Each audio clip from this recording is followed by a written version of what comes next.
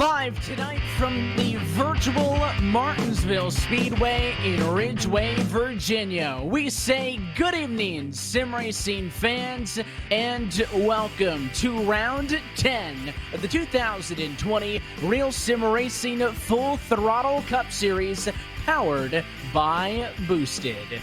As always, happy that you're spending a Monday night with us here on RacespotTV, where once more, alongside myself, Evan Pasoko, joined by our Junior Conkipati and our producer Hugo Luis downstairs, as we get set to go racing under the lights for the first time in RSR history from the paperclip. And first and foremost, Arjuna, happy to have you back in the booth with us on a Monday evening, as tonight for the 10th race of this season, we finally reached the halfway point of our 20-race regular season ahead of an all-star race special next week. Yeah, we reached the halfway point, and it will be a very special all-star race, obviously at the brand new Wilkesboro Speedway, or, virtually new. It's a very old track in its virtual form, but very excited to be back here after my appearance at Talladega. Andrew Faradnage, he won last time again, so that's 3 wins for him this season.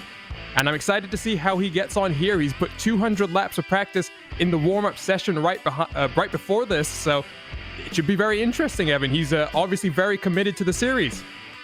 And he had a slow start to the season, but you mentioned that race win for him. As of last week at Dover, he has won 3 of the last 5 and finds himself for the first time at the top of our championship standings, getting up on top of Michael Laraya just by 2 points. Again, both of those drivers with race wins are in. The only driver in a tentative playoff spot that you do not see in our top 16 or top 20 there is Adam Benefiel, a race winner from earlier, but he is 28th in the points. So in effect, that would actually boot Daniel Scott 16th out.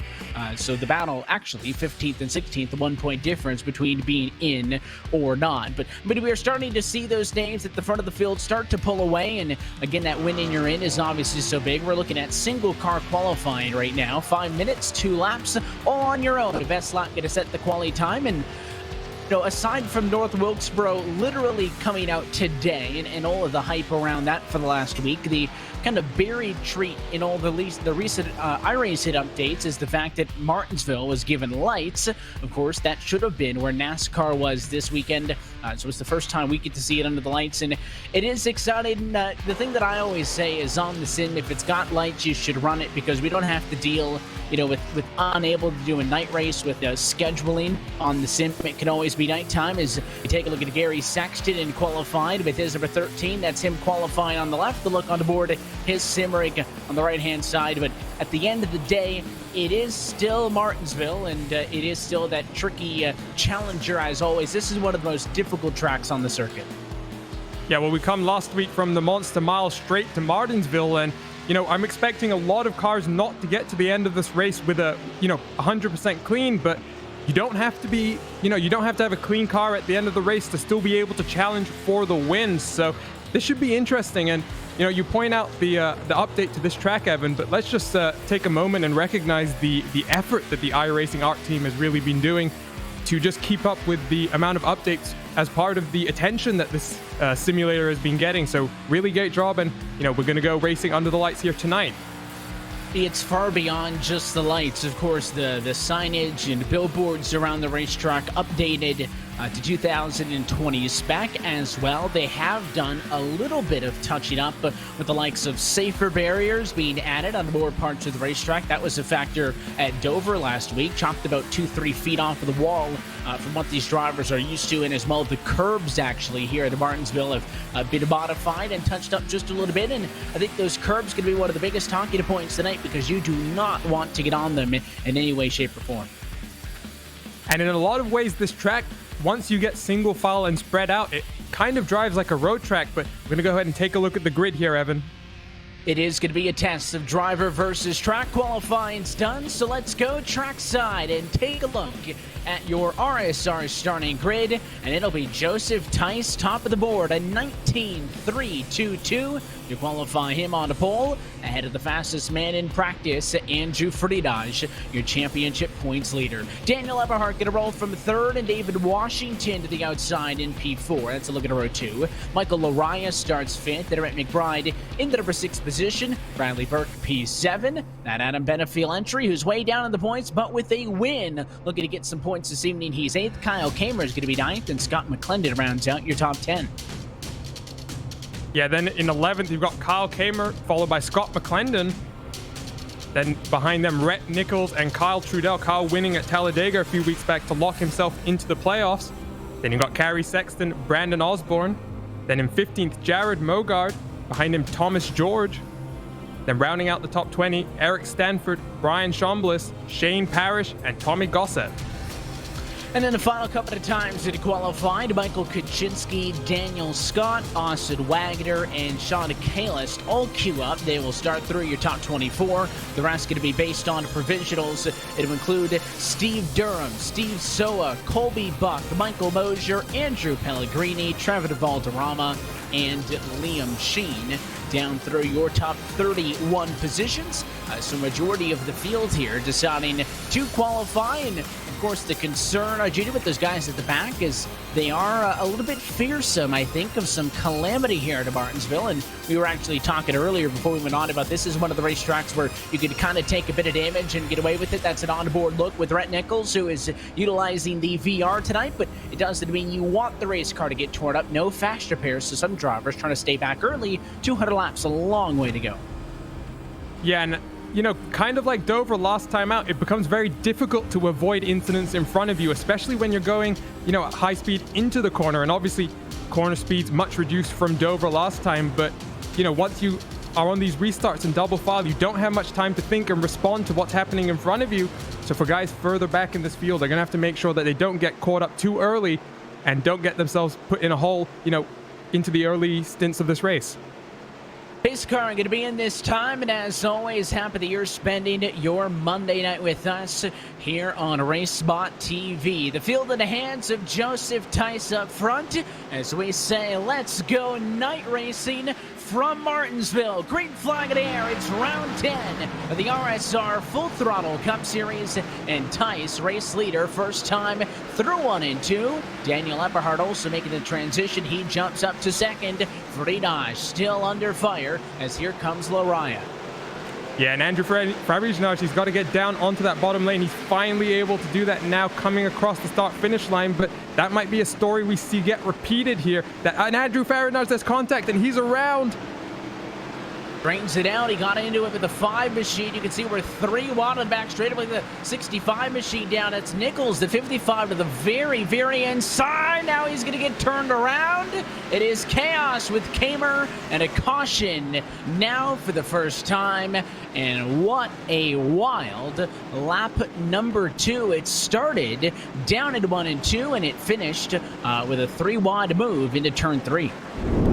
Yeah, and Andrew Fabrignage did a good job to save that. He got a helping hand by McBride, I think, to bring that car around. But then going down into 3 and 4, David Washington, I think Rhett Nichols got into the back of him, and that really set off a big chain of incidents there. And, you know, a good job there, Evan, from a lot of cars to really check up and not get involved and make that incident worse. Yeah, that could have been awfully worse. You know, somebody gets turned around, and of course, it is slower speeds, but you know, with so many race cars involved, I think that's where the concern comes in. But they all check up relatively okay, and like I said, probably could have been a lot worse. But I mean, that was a wild lap. They probably should have wrecked it at the beginning of it. It took all the way down to turn number 3, but I think that was a case of there was a bit of chaos, and some drivers tried to take advantage of that one, and maybe they should have just backed out of it. Yeah, but you know, I think something to think about, Evan. It is a long race, but you don't want to get stuck too far behind here. Once you get single file, it becomes very difficult to pass. And so some drivers, you know, maybe saw an opportunity to really get some places, you know, after a fairly, you know, they were at edge of the top 10 and they wanted to climb into the top 5. So yeah, not maybe the smartest driving, but I can understand that, you know, at a track where you can maybe get away with a little damage, drivers being a little bit more aggressive, trying to use the bumper. And I think we might see that later in the race as well. So the likes of Kamer, Sexton, and others involved in the incident, but the driver you just saw getting serviced on the pit lane was Andrew Friedage, and of course is always going to be the talking point with how good he is in this Monday night series. And he got a little bit of damage in that incident, but decides to come down to the pit lane, and he was best in practice, second in queue, but by coming down to pit lane, he is going to find himself down right now in about 24th position on the racetrack. And that's not me saying that I don't think he can come back from there, but the back of the field always more dangerous than the front, and it could be a little bit of a sketchy start. Certainly not where Andrew wanted to be 7 laps in. No, and not after qualifying up in second place. So, maybe just thinking that he had a bit more damage than he really did, wanted to come down and get that all sorted. But now he's got it all to do. He's going to start back in 24th place. And, we only had 4 laps there on that green flag initial start, and that's not really much wear on the tires. It does take a little bit of time for the tires to get worn out. So, cars in front of him aren't just going to be, moving out of his way. Well, let's see how aggressive they are. Second time through. Green flag flies. We're back underway at the completion of lap number 7. Tice again leading into the quarter. The battle is going to be for second. Michael Laraya. He's trying to go up the bottom. Daniel Eberhard wants to defend the 44 car down on the inside. It's Chevy versus Ford. Yeah, and again, that outside line really not benefiting drivers who started up there, and they're just waiting for their opportunity to drop down in right now. At 44, Michael Larrea sliding up into second now, and that finally gives a chance for Daniel Eberhard to get back in line. And we've got a yellow flag now. I'm not sure what it is. And I'm seeing Bradley Burke, the number 95 car, turned around on the back straightaway in the Mountain Dew Baja Blast Chevy Camaro. And typically, incidents in Martinsville are assisted, but this one was on his own, I believe. We'll watch the replay, and you can see a side-by-side battle behind. Watch for the curbs. No, just lost it. I mean, I thought if it was going to be on his own, we talked about the curbs early. Maybe he would have got the left side tires onto it, but that was just a simple self-error. And, well, it was kind of harmless at the back straightaway with automatic yellows. That's going to be a caution every time. Let's take a look on board. Yeah, and just a little bit too aggressive on the right foot. He did get a little bit of a helping hand from behind. I think that's the 7 car of Kyle Trudell. Not much contact, but, maybe Kyle got a little bit of damage from that incident. But, cautions breed cautions, and we saw it right here. We didn't get far after that initial restart. And of course, you mentioned the point which I think is a good one at this track, that once it kind of gets single filed out, it races more like a road race. And I totally agree in the fact that, at most of these tracks, especially with the current package on these NASCAR Cup cars, the fact that it is, that high downforce and low horsepower that kind of keeps them all glued on top of each other, that you are kind of pack racing, and you're racing more so the cars in the track. In some of the places, you're kind of flat-footing it all the way around. But here, even though, yes, passing is super difficult, the track, I think, is your biggest challenger, and that was kind of true as well for the Monster Mile last week. Yeah, and once you get single file, you can kind of take a much wider entry into the corner and kind of late apex it. Now, the problem with that becomes if you have a car, quite close to you, that gives them the opportunity to really show their nose on your inside. So, we're not going to really see that happen too far. And I think Bradley Burke took incident responsibility there because he just got an end-of-line penalty, Evan.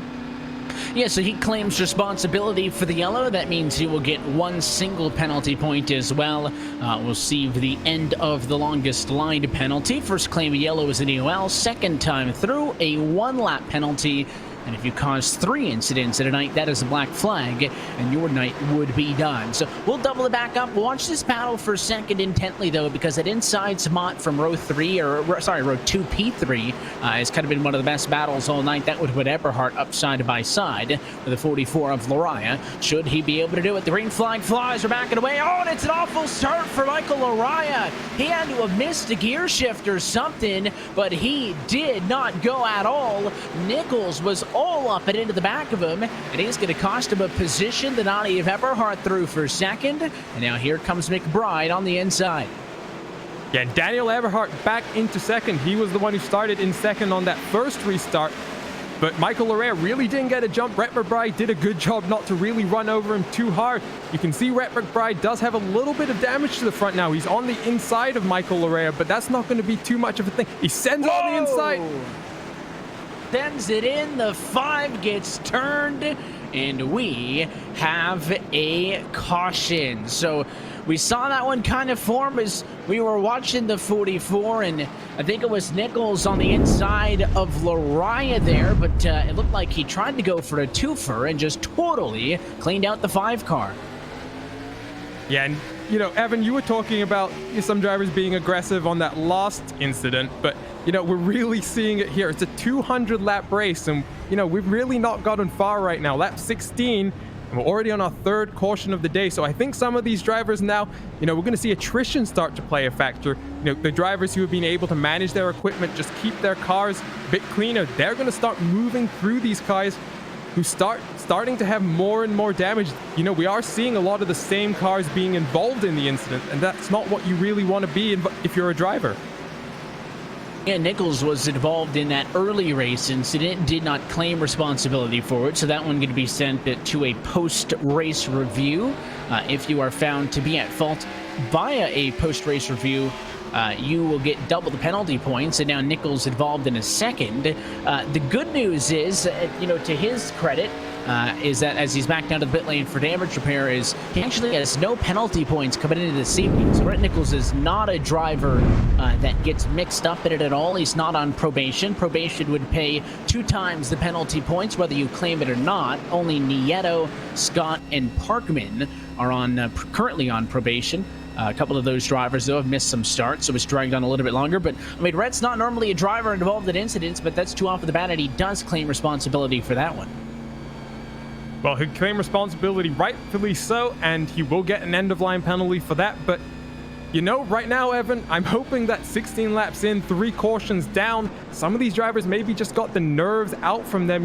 This is very similar to Dover. It's a place where it's hard to race close without, getting into incidents. So maybe just a little bit of nerves. Maybe they've calmed down now, and maybe we can get a proper green flag run and see exactly where the pace of these cars stacks up. Something I did want to point out is Andrew Farinage. He's now up into 15th place. So, he came down onto the pit lane on that first caution. He's slowly been working his way back up towards the top 10.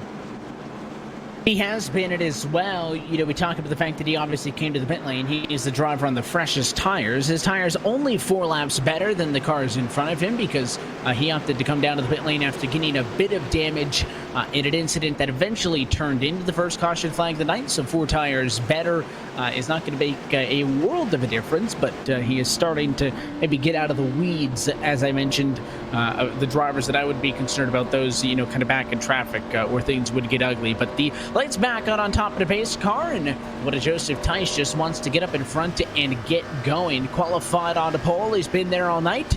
Keep an eye on Scott McLennan and Kyle Trudell. The cars 3rd and 4th started this race in 10th and 12th respectively. Green flag flies. We're underway as the race is off and on. The 7 missed the shift. That's Trudell. Sexton, you're on board with him as he got into the back of the 7 car. It checked things way up. There was big damage on the 9, at least a second issue for drivers onto the brakes. And on the 26 car, Scott gets sent. He'll hang on.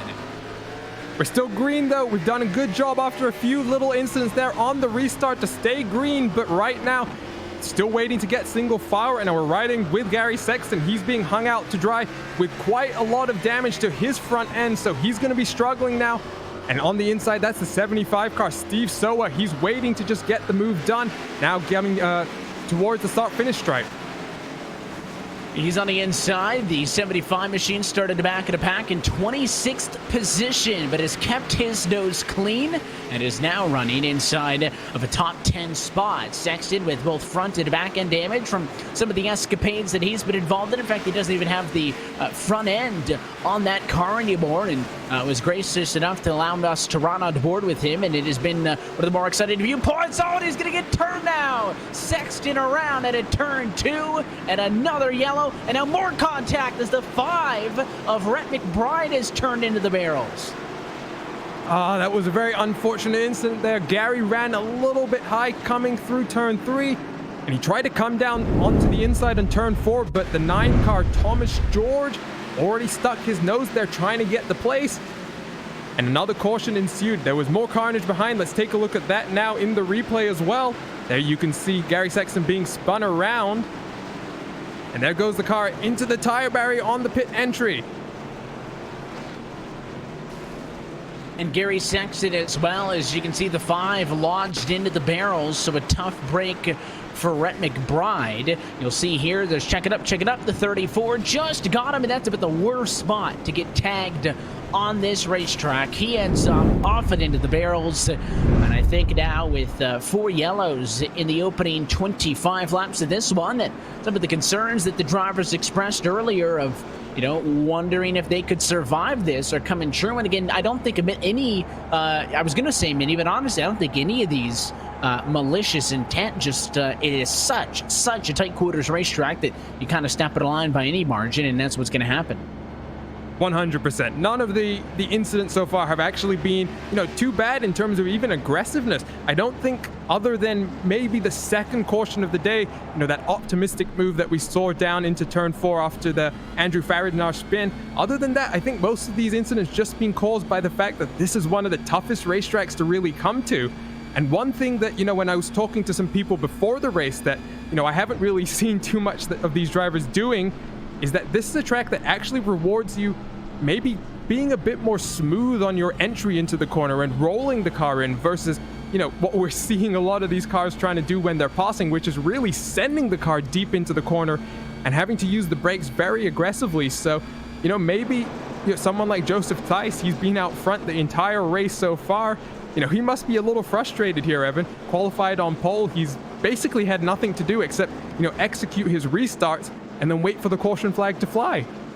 And maybe restart practice is what some of these drivers should have been working on in the practice session, because that's at least in the case of the 7, I believe, who it was the last time through with Kyle Trudell. And he apologized over the radio channel as soon as the yellow came out. He said, hey, guys, I'm sorry about that restart. That's 2 times in a row now we've seen somebody miss the shift. And I think what they're basically doing is starting in second gear, and when they go to third, they're shifting up and into first. And I guess that's one of the risks of running the H pattern shifter. Of course, that is what you would expect to be using in a stock car, but on iRacing, you could use your H pattern. You could use your paddles as well, kind of whatever you want, but a couple of restart blunders on the outside as well has kind of caused for some chaos, and I think backing things up right from the get-go on a restart is causing some of the calamity back in the pack. The base car is off and in.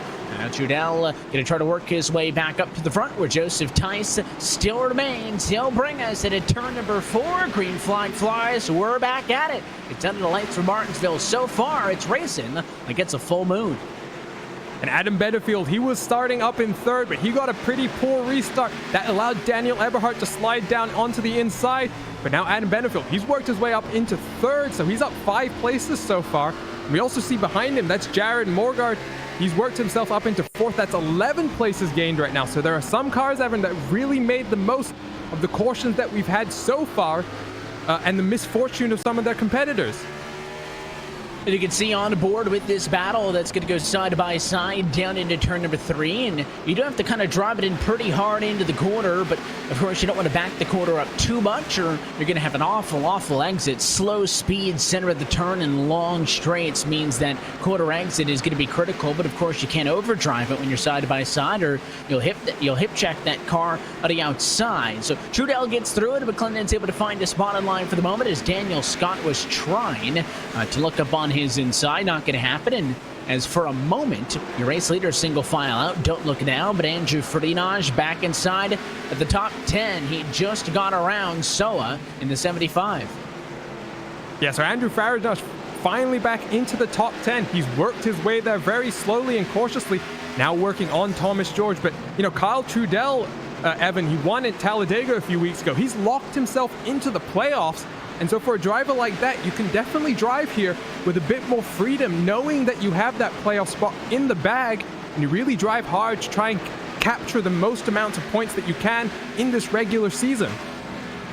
And some of the drivers now talking over the radio. In fact, one of them saying, hey, man, you can go ahead and take the spot from me. And the reply was, don't worry, I'm not in a rush either. So clearly a lot of the drivers as well, seeing the early incidents, do not want to push things. As we see Daniel Scott in the 26 car go to the inside. Thinks that the Jacksonville Jaguars paint scheme trying to get up and around Scott McClendon. Probably going to be one of the better battles on track because Ferdinand behind. Again, trying to make his march through the field. And Ferdinand, in fact, now clearing the 22. He'll set his sights on Scott. Yeah, and for Scott McClendon there, he just got trapped on that outside. He didn't get a great exit coming out the corner. Andrew Frejna's now looking to the inside of Daniel Scott, but what I'm seeing right now, Evan, is, all these drivers, a fixed setup. But Andrew Frejna, he's able to really drive the car in traffic the best. He's really able to find momentum, different to what his competitors are doing, and that's the way you set up your passes, is you've got to find speed where your competitors can't. He looks to the inside of Daniel Scott once again, and this time I think he's going to get the move done. And Daniel Scott didn't like the dive. He was about a car length back, but he actually drove it into the corner, and it was a late move by Scott to go up the hill to give him some space, but when you're fast and you have that bit of sense of urgency, you have to go. Frejna, impressive for that. Yes, he's back up to P6, but granted, that's still now what about is 1.8 seconds off of Joseph Tice, who's your race leader. So getting back there in traffic, it doesn't matter if you can pass the cars. The distance between you and the race leader actually going to be the struggle. And this time by the start-finish line, the best lap on track for your race leaders goes to Frejna, 19.834, the best of them all. The best lap of the race, though, currently in the back pocket of Adam Benefield, who runs in third. And you're looking off of the back of race leader Joseph Tice, back to Daniel Eberhard in second. These drivers aren't really letting Tice get away up front, keeping him honest. He's not really been able to pull away from either of these cars. And wait for a moment, a yellow flag is out. There is a spinner at turn number 4, and it is Austin Wagner. Yeah, we'll go back and try and take a look at the replay if we can, but it does appear as though that might be another incident on his own. Again, just losing the rear of the car under throttle. And Evan, it goes back to what you were saying at the start of this race. It's not just about fighting your competitors here, but once again, you're fighting the track as well, and you can't just, compared to a Talladega, for example, where you're flat out everywhere. Here, it's also on you to make sure you get, your car safely and quickly around the track. And that wasn't even the case, again, where you get the curves. If you get the curves, you're basically done. But Wagner was 13th, so that was a very good starting, or position for him, I should say, after starting in 23rd. Was being challenged by some fast cars behind, gave it a little bit too much throttle. But for the first time tonight, your race leaders down pit road. So Tice going to make that long trip down. The first couple of stalls and the last couple of stalls on the inside, actually, of the corner. So it does make it a little bit more difficult for drivers to maintain their pace speed. Expecting this call going to be for 4 tires and fuel, as we see Kaczynski, Sexton, and Durham stay out. One driver drives by Tice, and it is going to be Frejna, first driver off in the 88. Going to be a big drag race behind for second best, but Frejna wins the race off the pit lane courtesy of a 2-tire call.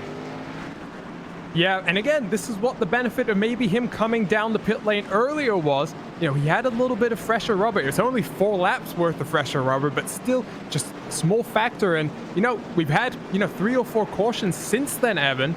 And so maybe Andrew Frejna playing the strategy game well here. He's going to have 3 cars in front of him, but he's now worked his way past Joseph Tice, the pole position sitter.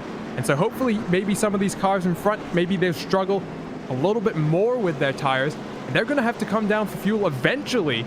Maybe they're banking on a potential other caution, but, we got a nice green flag run there. I don't know if at this stage of the race, drivers talking over the radio and, telling each other they're not going to go for a move. I don't know if you can, rely on a caution coming out once again. And of course, I think we're going to have yellows, but I don't think you can rely on those cautions to kind of dictate your strategy. If this race would have gone green for 200 laps, A, I'd be shocked, but B, you'd kind of be on the cusp of a 1 or 2 stop strategy. But I mean, this thing's really interesting because all of a sudden, you do have Brian Chambers, by the way, duck into the pit lane. He was the 25 car who we saw beat Frejna off of the pit lane. He missed his stall, so he's in this time. But Michael Kaczynski first, and Gary Sexton right there, P2, that we ride on the board with. Those drivers decided not to come down pit road, so they opted to stay out. Kaczynski on 29-lap-old tires, Sexton on 18-lap-old tires. Frejna just took 2, he'll start third, and it'll be 4 tires for Joseph Tice on back. I actually do believe David Washington, the one other driver to go for just 2 tires. So we got a lot of different strategies up at the front of the field. We will see how this one plays out as the lights appear to have gone back on top of the pace car, so we'll do another lap around. Yeah, and just to confirm what you said there, Evan, both Andrew Farajnas and David Washington were only in the pit stall for about 9 seconds, as opposed to about 15 seconds for their competitors. So, you know, two cars choosing the two-tire strategy here. Very interesting to see how it plays out. Obviously, Michael Kuczynski and Gary Sexton, they've come down pit road, but, you know, Michael Kuczynski, that was on lap 16, so that was a long time ago. Let's see how it goes. The running order throughout the back of the pack continues to shuffle up as we get set for another race start. The pace car is off and in. First time for Michael Kuczynski. Green flag. Let's do it. And he held off the inside just a little bit as they run off into turn number 1. He clears for the race lead, but here comes Farinaj on that fresh rubber. Such a good run off of the corner. He'll look to the inside in turn 3, and Farinaj first time out in front for the race lead at lap 48. Yeah, and he just made those new tires work for him so well. Such a great launch out of turn 2. You can see Joseph Theis trying to work the outside now. That's how congested he's got. He's got Gary Sexton on the inside, Michael Kuczynski in front of him, and for Andrew Farajnas, he's already pulled out 0.6 of a second. This is perfect for him. He's already had a little bit of, you know, drama to deal with early in the race, but right now he's just pulling away out front. It's exactly what he would have wanted with his pit strategy.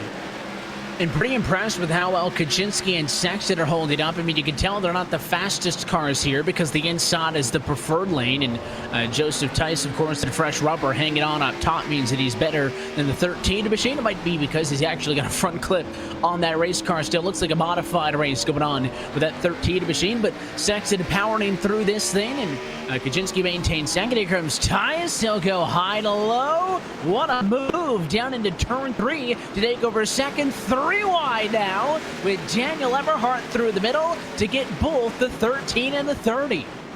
Great job. Oh, I was just about to say Joseph Theis, Daniel Eberhardt, they just pierced that gap of those slower cars. But now we have another caution, and that's going to reset everything. Andrew Farajnas, that big lead that he had, it's all gone now. And it was the Tenda machine who was around on his zone, Steve Durham, who claims responsibility for the caution flag, and sounds like there may be some extracurriculars under yellow.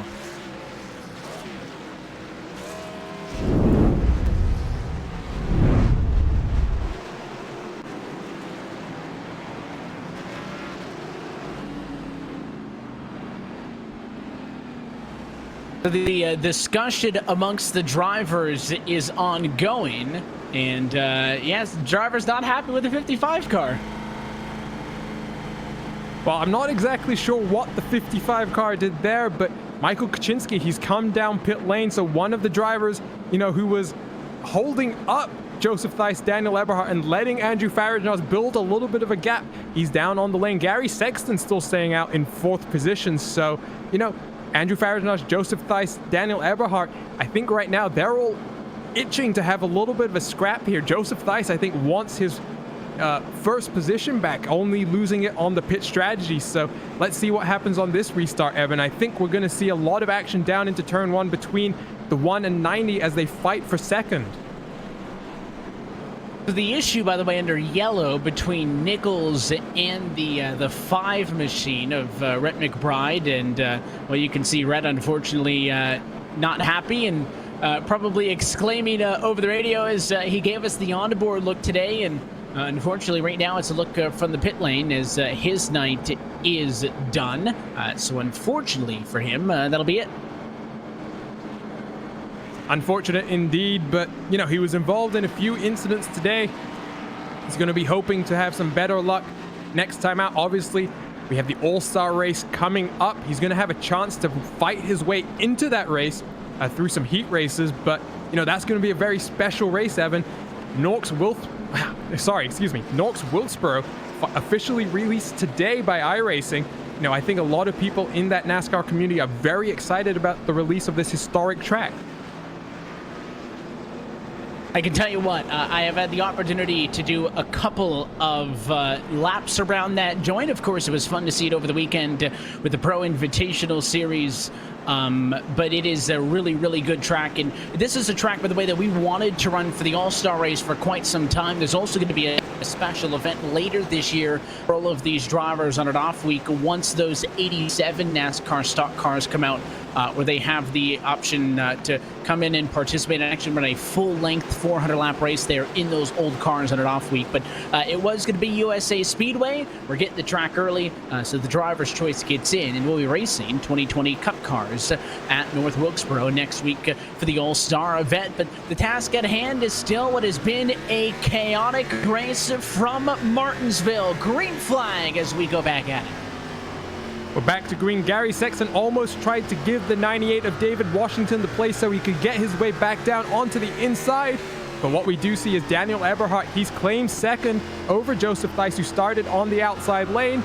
And right now we're going to work and see a lot of these cars get single filed out again as Andrew Farajnaz leads this race on lap 59 out of 200. And you can see the 13 Machida Sexton on the outside. Now that he's up on the top, going to be a lot harder for him to hold off these faster cars. Bogard gets on through. Adam Benefiel in the 83 machine as well. And Daniel Scott, the next driver, leaning on the quarter panel just a little bit. That is the highest battle on track right now for 7th and 8th position. Well, up front, Frida is going to try to stretch the legs out and enjoy some of that clean air. Yeah, and Gary trying to slide his way down onto the inside there. He sent it deep into the corner, and Kyle Trudell got the opportunity to pull alongside. Gary restarted in 4th position. He's now down to 9th, and I think he's going to lose one more place here to Bradley Burke. Scott McClendon a little bit further back, though, so maybe there is an opportunity for him to get down into that inside line right now because he's just losing positions hand over fist up on that outside. And the on-board shot there. Now we go on board with McClendon a little bit further behind. As you can see, that is Bradley Burke, rear end damaged. He as well, as involved in an incident earlier. He gets around Sexton, who tried to squeeze in line that time. Not going to happen. McClendon's there. Now we go on board with Michael Lariah, who had been one of the top runners in this race off of the get-go, but through some of the pit cycle and strategy, finds himself cycled back, and he's trying to work his way through, and you can see Sexton doing everything he can to squeeze down, not allow the 44 to get to the bottom, but those 4 tires just too good, and he'll move them just a little bit of a touch center off there as Sexton's really got his hands full. Yeah, well, he's finally able to get back into line. He's dropped from 4th to 12th since that restart, but what we saw there is you can't really make an aggressive block here, Evan. You know, when we saw Michael Larea get a good run down or in towards turn 3, Gary knew that he couldn't really cover the inside because, you know, what happens here is if you try to cover a move that, you know, when the driver behind is faster than you, they're just going to bump you up and out of the way, and you're going to lose out while they mosey on through. So Gary Sexton there has fallen back into 12th, but he's finally down on the inside. You know, he's a little behind on the pit strategy, but despite his damage, he's still, you know, running 12th, still an opportunity to finish well in the points here. So for that 13 car, there's still a long way to go for him in this motor race.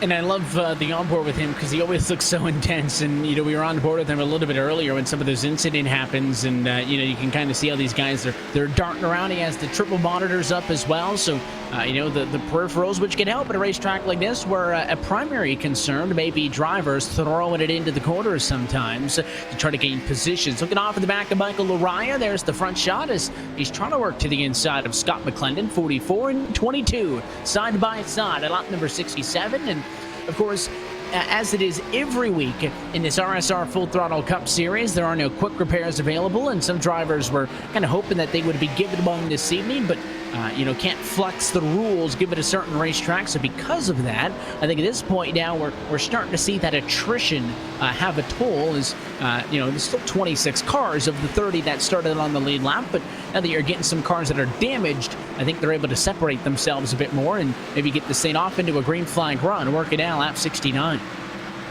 Yeah, and there you can see the graphic, the biggest movers in the race so far. Right now, that's Daniel Scott just dropped to position there. He's only up 14 places so far, but big moves so far. He's up on the outside though, and he's gonna lose 3 or 4 spots right now. There's no way for him to get down onto the bottom. He finally does get there though, slides in between Michael Lariah and Scott McClendon. The 7 moved him up and out of the way, and apologized over the radio as Trudell, saying, hey, I didn't mean to get into you, but he pushed the 26 up and out of line, and that's how not only did Trudell get the spot, but Bradley Burke on through, Lariah as well, and Scott McClendon unable to do so next as they will temporarily single file themselves out for this position. Sexton, Soa, Gossett, and Kamer. Haven't talked a bunch about Soa and Gossett. They both started outside of the top 20, but they ride in 13th and 14th position right now. So that's a pretty good showing for those two, as you are on board with Tommy Gossett there, who is currently running in the number 14 position. And of course, in a situation where he wants to, just like everybody, is to get into the championship this year. But some drivers have joined this championship a little bit late. Tommy has only made one start. He can, of course, get a win, and the only qualification for that win to count is you have to start half of the races on the regular season. So as long as he starts 9 of the next 10, he will be fine and eligible. But of course, Tommy needing a win because it's going to be awfully difficult to get way up there in points as he passes Soa.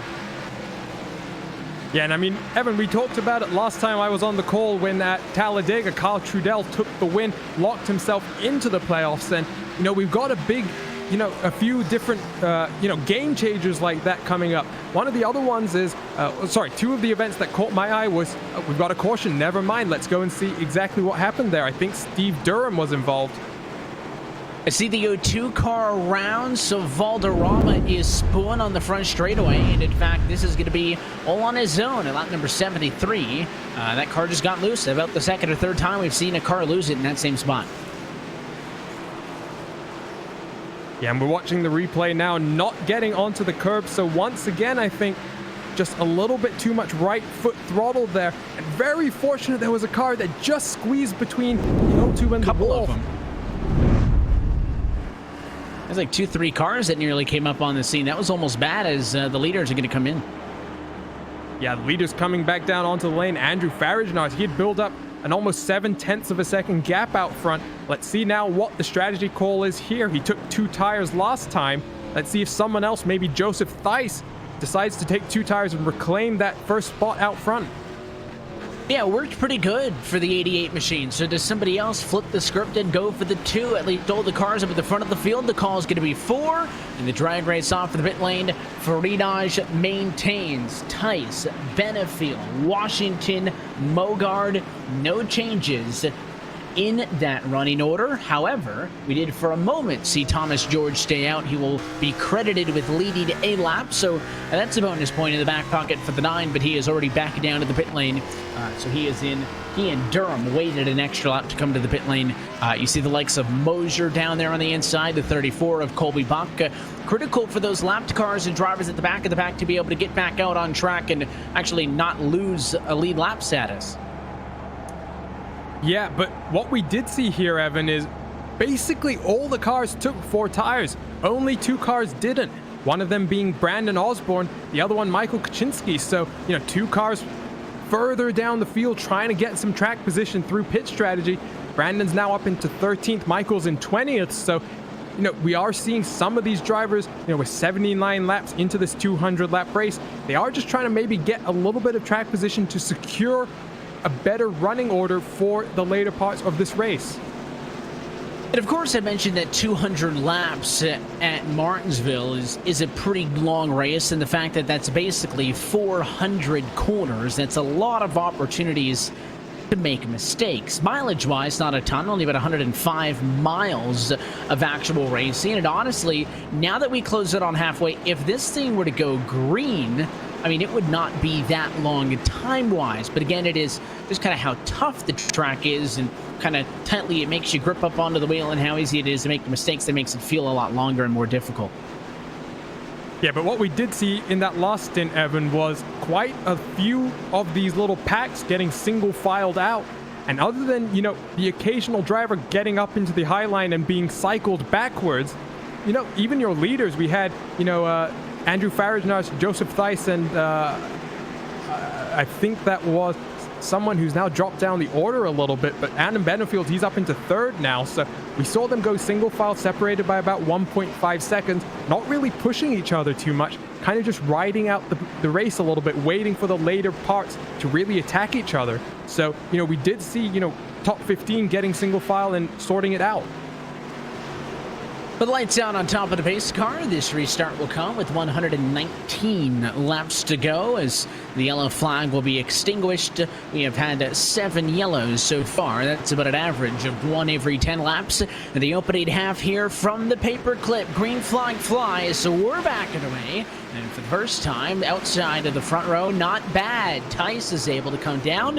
He maintains P2. That means the fight is on for third. It's Benefield on the inside of David Washington. And Adam Benefield holding that inside line, one of the drivers who is locked into the playoffs. He's not in the top 20 in the standings, though, so, this is a good opportunity for Adam to get some good points secured for the later parts of the season.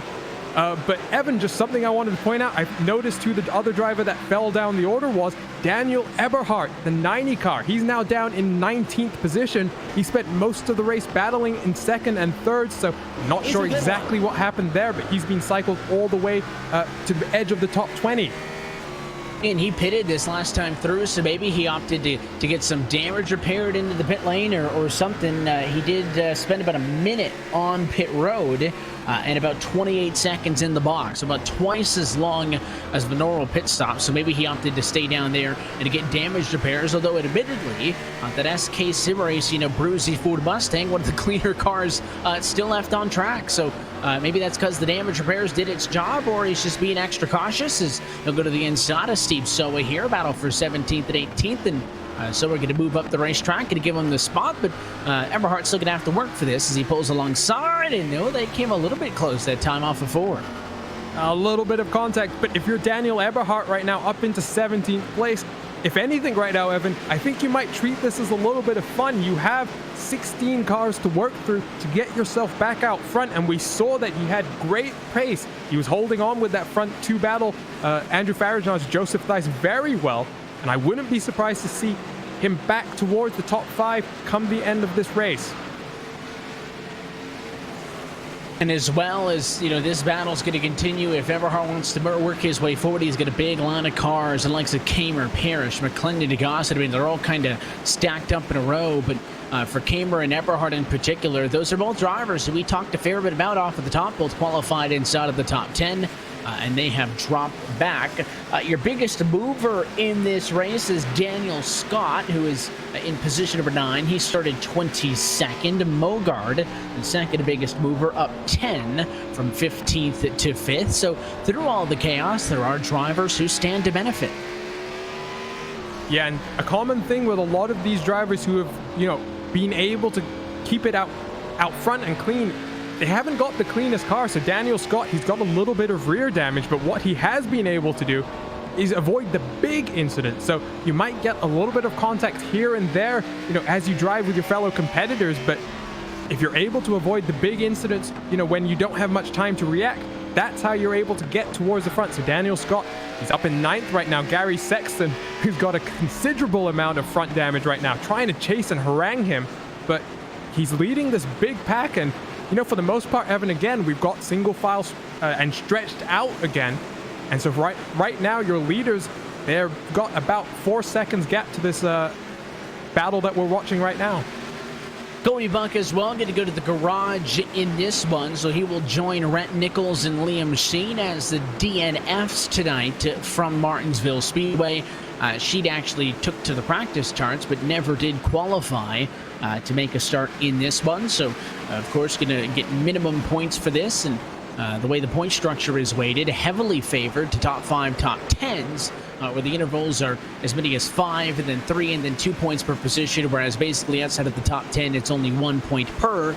Going to be hard to make up time, or in the standings, I should say, kind of getting those low and high 20s. Of course, this is a night where I think if you take that Gary Sexton mentality of, hey, my race car is torn up, but I'm going to stay out there and keep riding around. He's a top 10 car in that thing. That's a good bit of points. So sticking through this could be critical as there's the onboard shot with him looking up to the likes of Daniel Scott. As that's a big kind of a big gap in the field there of drivers. You can see these guys have kind of dropped back for the rest of the field on pace, but I was somewhat expecting, admittedly, when Andrew Friedage got to the race lead, based on how he drove through the pack to get back up front, that he was just going to check out. But that front of the field looks pretty much the same as it did before he was up there. A race lead car, about 2 car lengths up, and then Tice and Benefiel. Your top 3 is still all pretty even with each other, and that's impressive as we look high and above Martinsville Speedway at night. What a sight. Yeah, some great camera shots here that we're getting. Brand new Martinsville underneath the bright night lights. But, you know, Evan, you talk about the point standings. It doesn't matter, you know. The best way to really build your championship run is to win races consistently. And Andrew Friedage doesn't have to win by much, but half a second, he'll take it. That's the gap right now. And this would be his 4th win of the season, 2nd in a row.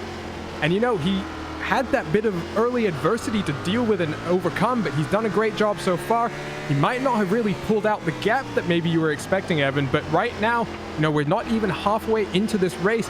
He's still in a good position, comfortably, you know, leading right now and not having to push too hard based on what I'm seeing. And he must be very happy and comfortable with where he is sitting as we come towards the 100th lap of the race.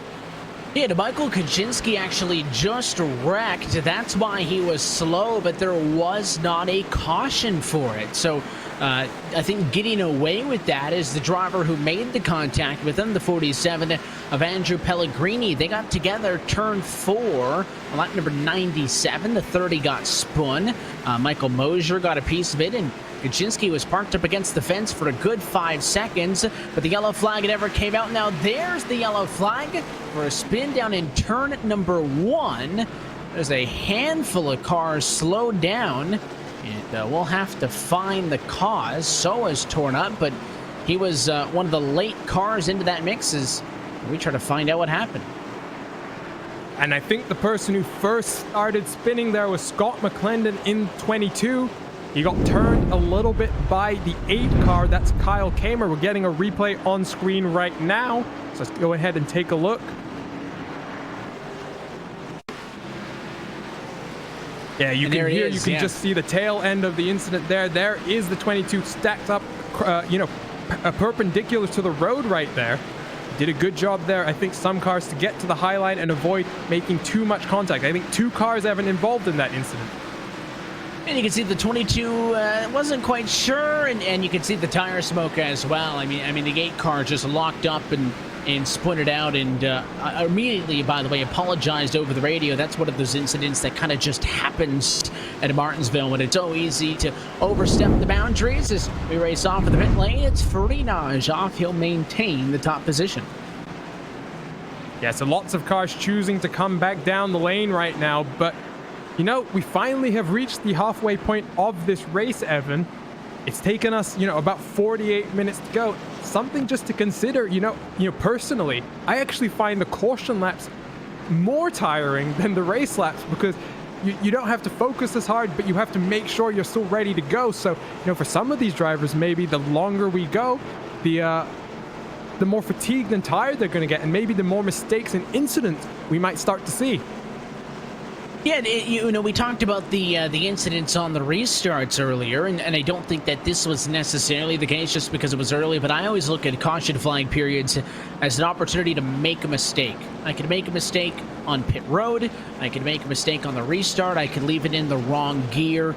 There's so many different ways to make a mistake, and it's just because you get out of your rhythm, and that rhythm is kind of what guides you through these races.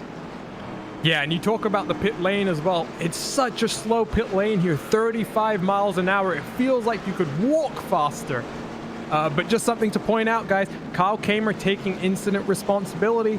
He's got an end-of-line penalty, so that will be him at the rear of the field. So 8 yellows in the opening half of this race. 6 of them were claimed responsibility yellows. 2 of them will have to go to post-race reviews. It would include the yellows at lap number 2 and at lap number 40, as those lap-down cars who stayed out did waved on by. And Andrew Friedage cycles back out to the front of the field. He'll be alongside Joseph Tice, Benefiel, Mogard, Washington, Burke, your top 6. Those are all heavy hitters in this Real Sim Racing Full Throttle Cup Series. It's all in the hands of The 88 car, though, with 95 laps to go. Green flag back in the air. It's the second half of the boosted 200. And Joseph Theis on the outside line right now. Adam Benefield down on his inside. I think Adam's going to be able to get second away through 3 and 4 this time. So Joseph Theis hanging on for all he's worth, but he's going to get cycled back to third now. So the pole position winner, he's now in third, and he gave the position there to Adam Benefield, lifting off to make sure he could get down back onto the inside. So you can see the side-by-side back there continuing through the fields as there's a challenge with Lariah to the bottom on the 98 of David Washington, who just got a little bit squirrely that time off of the corner, but Lariah's on through. Yeah, Michael Lariah up into 5th now. Something I wanted to point out, Daniel Eberhardt, we talked about him losing out on that last pit stop, and we've got another caution here. Let's go and see what this one is for, Evan. And Brandon Osborne's around. He immediately claimed responsibility for it, and I think the replay will show that that was all on his own. Yeah, we're getting a look at the replay here. It was coming through turn 2, rather. It's going to be the story that we've heard a few times before here, losing the rear of the car on throttle. And fortunately for him, he didn't bounce into the wall too hard. I think he may have gotten away with minimal damage from that one. So, you know, we've seen that happen a few times here, Evan. A lot of the drivers struggling with, you know, power application in some of these slower corners as compared to some of the other tracks that NASCAR usually visits. And of course, Brandon feels awful about that one because obviously he caused the caution, but also he had been having such a good night. I mean, he was in a top 15 position where he started. Again, that would be somebody who could stand to benefit a ton from a decent points night. And again, just like that, you're going to get at least 1 penalty point out of it, and you know it could be worse. I mean, I'm looking at the guys like Burke, Kaczynski, McClendon, Soa. I mean, those are the drivers that can really benefit from getting a good night tonight. Those are the drivers outside of the top 16 playoff spots. However, you know, you can kind of avoid the wrecks and get a P20, but you might get a P20 anyways. You know, those are the drivers who, you know, go for the top 15, maybe try to crack a top 10. You can gain so much from that. Yeah, but for all the drivers that you did point out, they're not having the greatest race right now. So Steve Soa and Michael Kaczynski outside the top 20 right now. So, you know, they just came down the lane as well, maybe trying to set themselves up later in the race. 90 laps to go. Brandon Osborne is going to get an end-of-line penalty. He's already down on the lane, though, so not too much further damage done to his race as a result of that penalty. It's just going to be that one other penalty point to worry about. The lights stay on top of the pace car. Of course, tonight, the 10th race of this 2020 RealSimRacing Full Throttle Cup Series.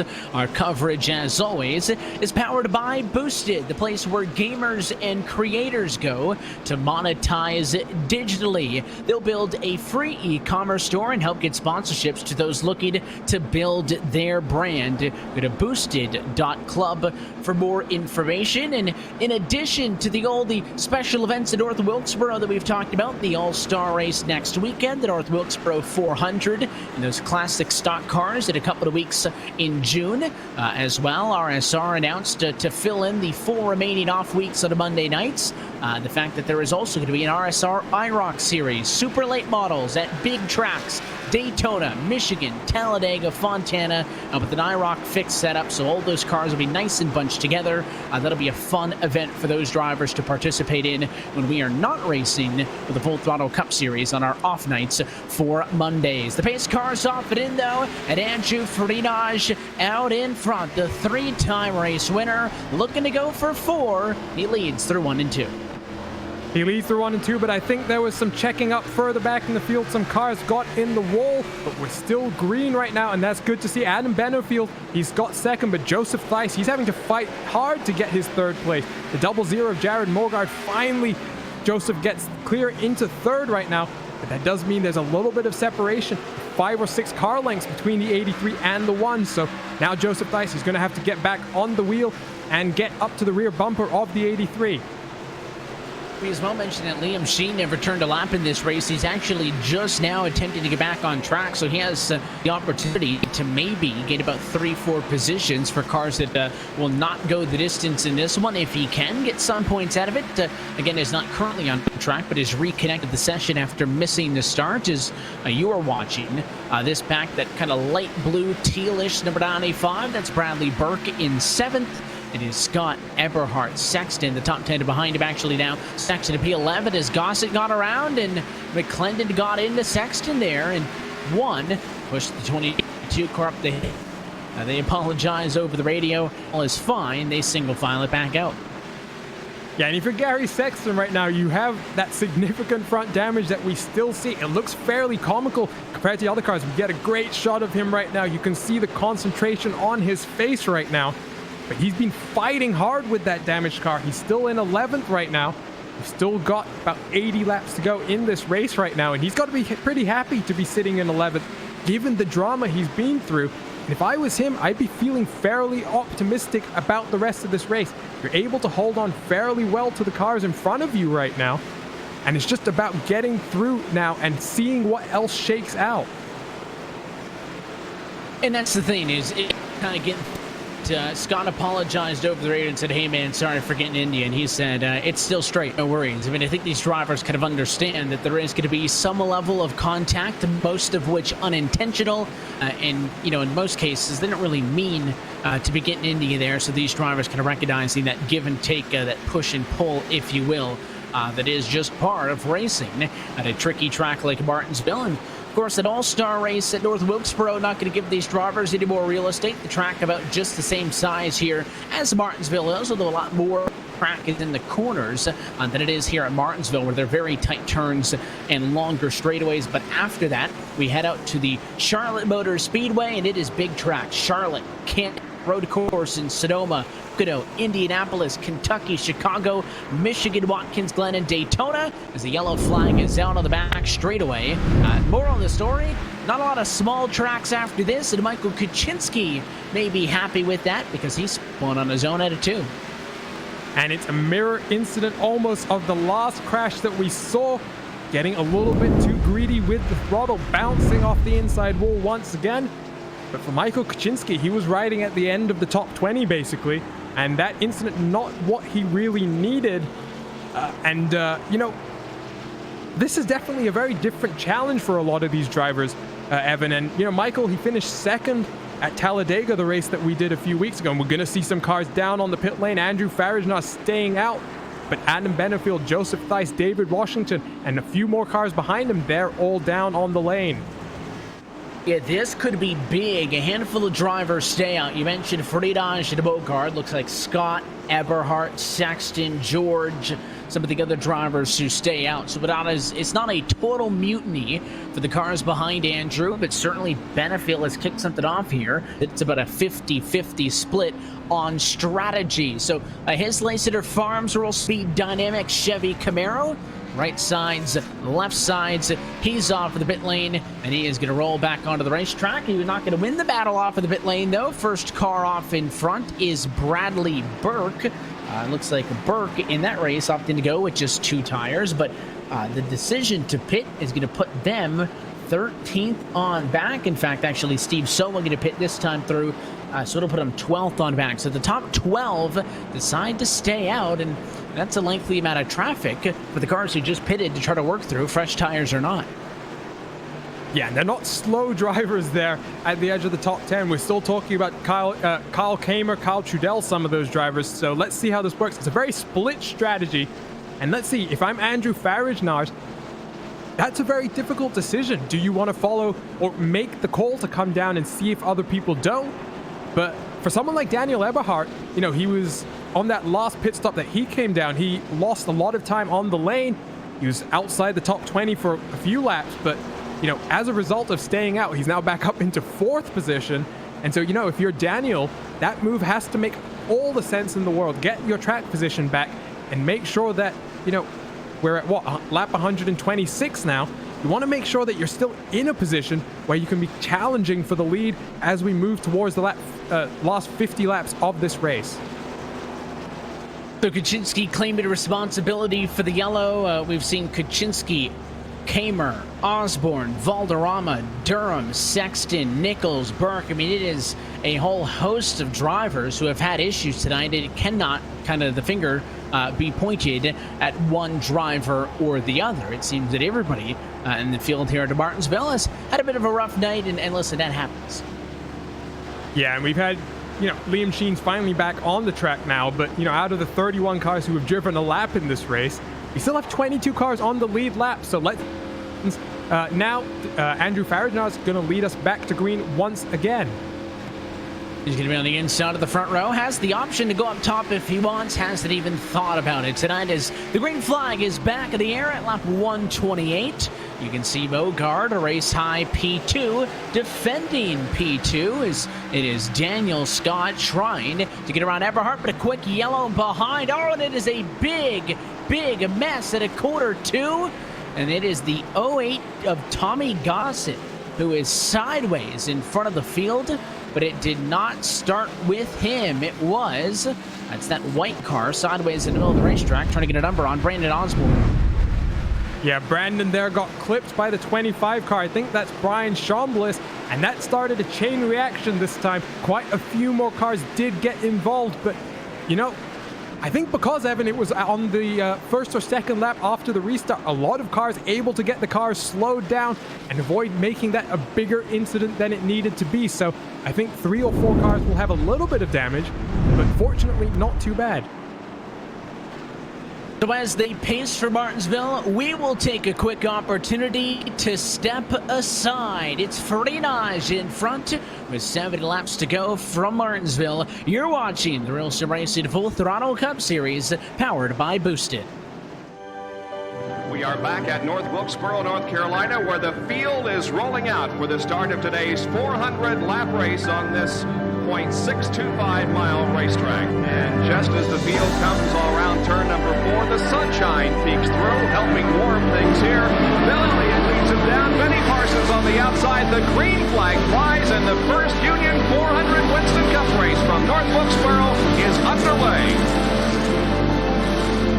Everybody nicely through turns number 1 and 2 as Bill Elliott has the lead and Dale Earnhardt has jumped into second position, followed by Benny Parsons and Bobby Allison.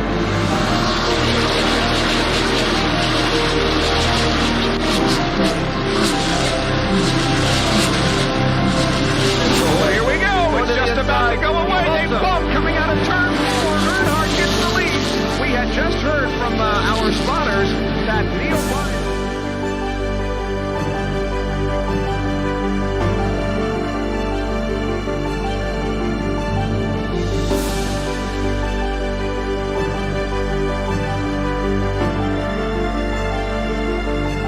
Dale Earnhardt is on his last lap. This will be his 24th career win. Dale Earnhardt wins the first Union 400 at North Wilkesboro.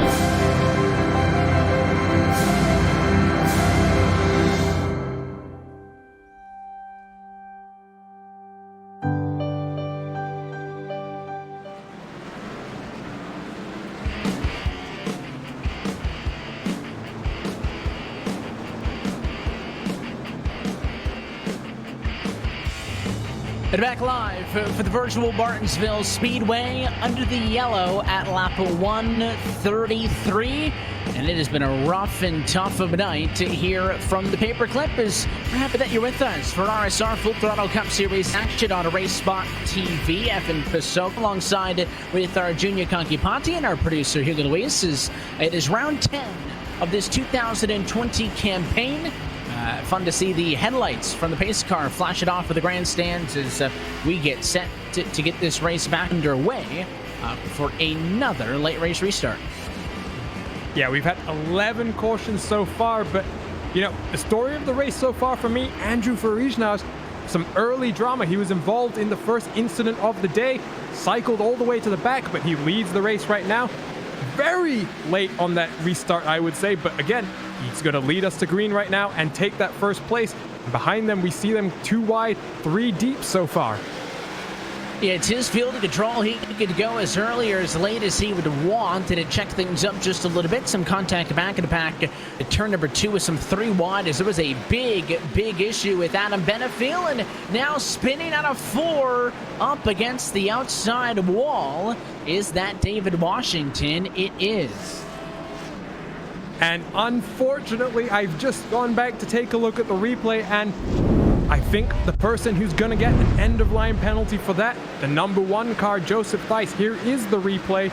We're watching David Washington there. You can see Joseph Theis behind him, just diving a little bit too much into the corner, clipping the rear end and sending David around. And I think that will be an end-of-line penalty for Joseph, if he does claim the incident responsibility for that.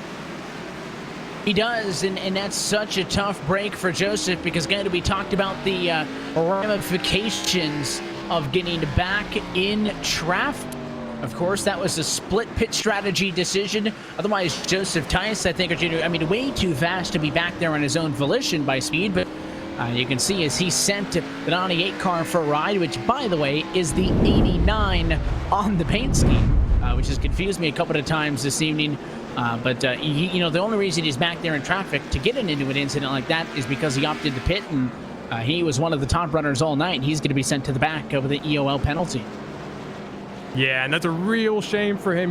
We wondered what the result of the split strategy would be. So Joseph Theis, he's down on the pit lane right now. He's going to cycle to the back anyway, but some of the other cars who are on that split strategy, let's just go and call them out. Adam Benefield, one of the big players who was fighting hard for the lead, who came down on the last caution.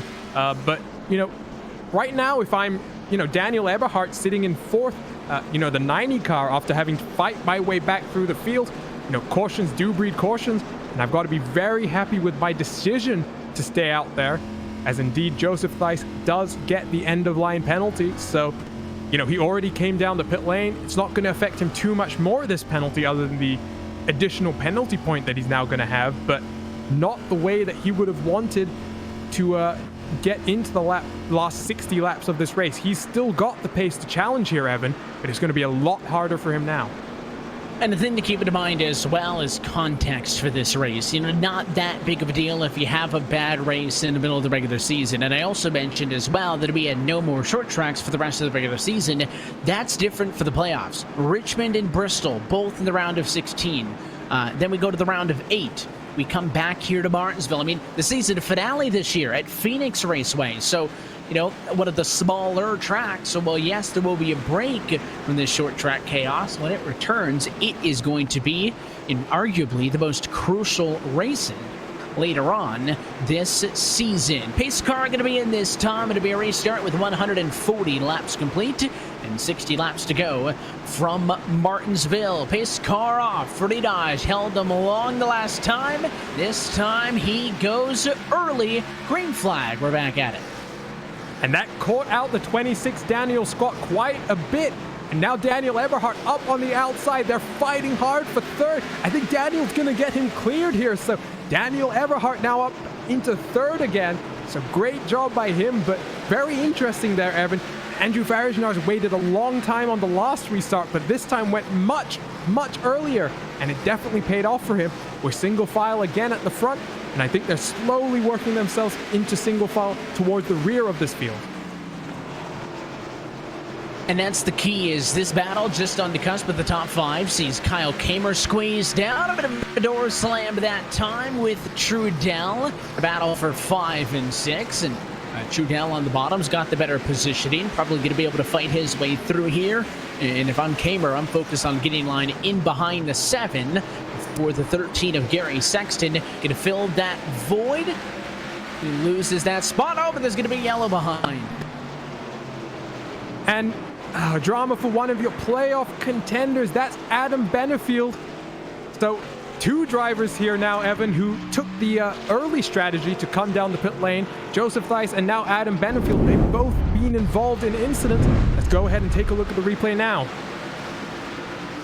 And this will be an interesting one, because look at the 44 car. Look out.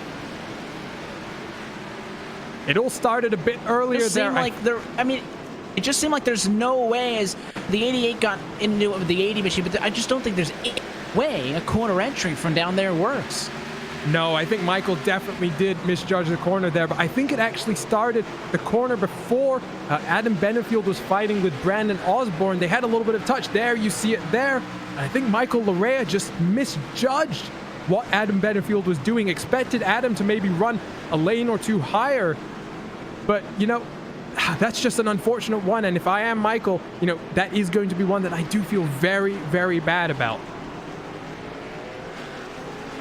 Well, the drivers as well kind of discussing now, you know, how things work with damage. And, you know, I don't think we would have thought it would have been to this degree, but we did say off at the top, this is a racetrack where you can race with damage. And I think that's going to be all the cars at the end. Well, some of the cars further back for sure, but, you know, out front, we're looking at Andrew Farajnars. He's got almost a perfectly clean car. He did have to come down onto the lane in that first incident to get a little bit of damage repaired, but you know, other than that, you know, since he's got out to the front, he's basically led, you know, without much, you know, challenge at all from behind. So, you know, if I'm him, very happy with how the race is going. Also something to note, Daniel Eberhardt in third now. He's going to restart on the inside right behind the leader.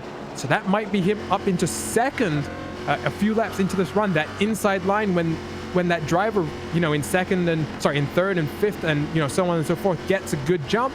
That's the line you want to be on, that outside line, not the greatest restart line.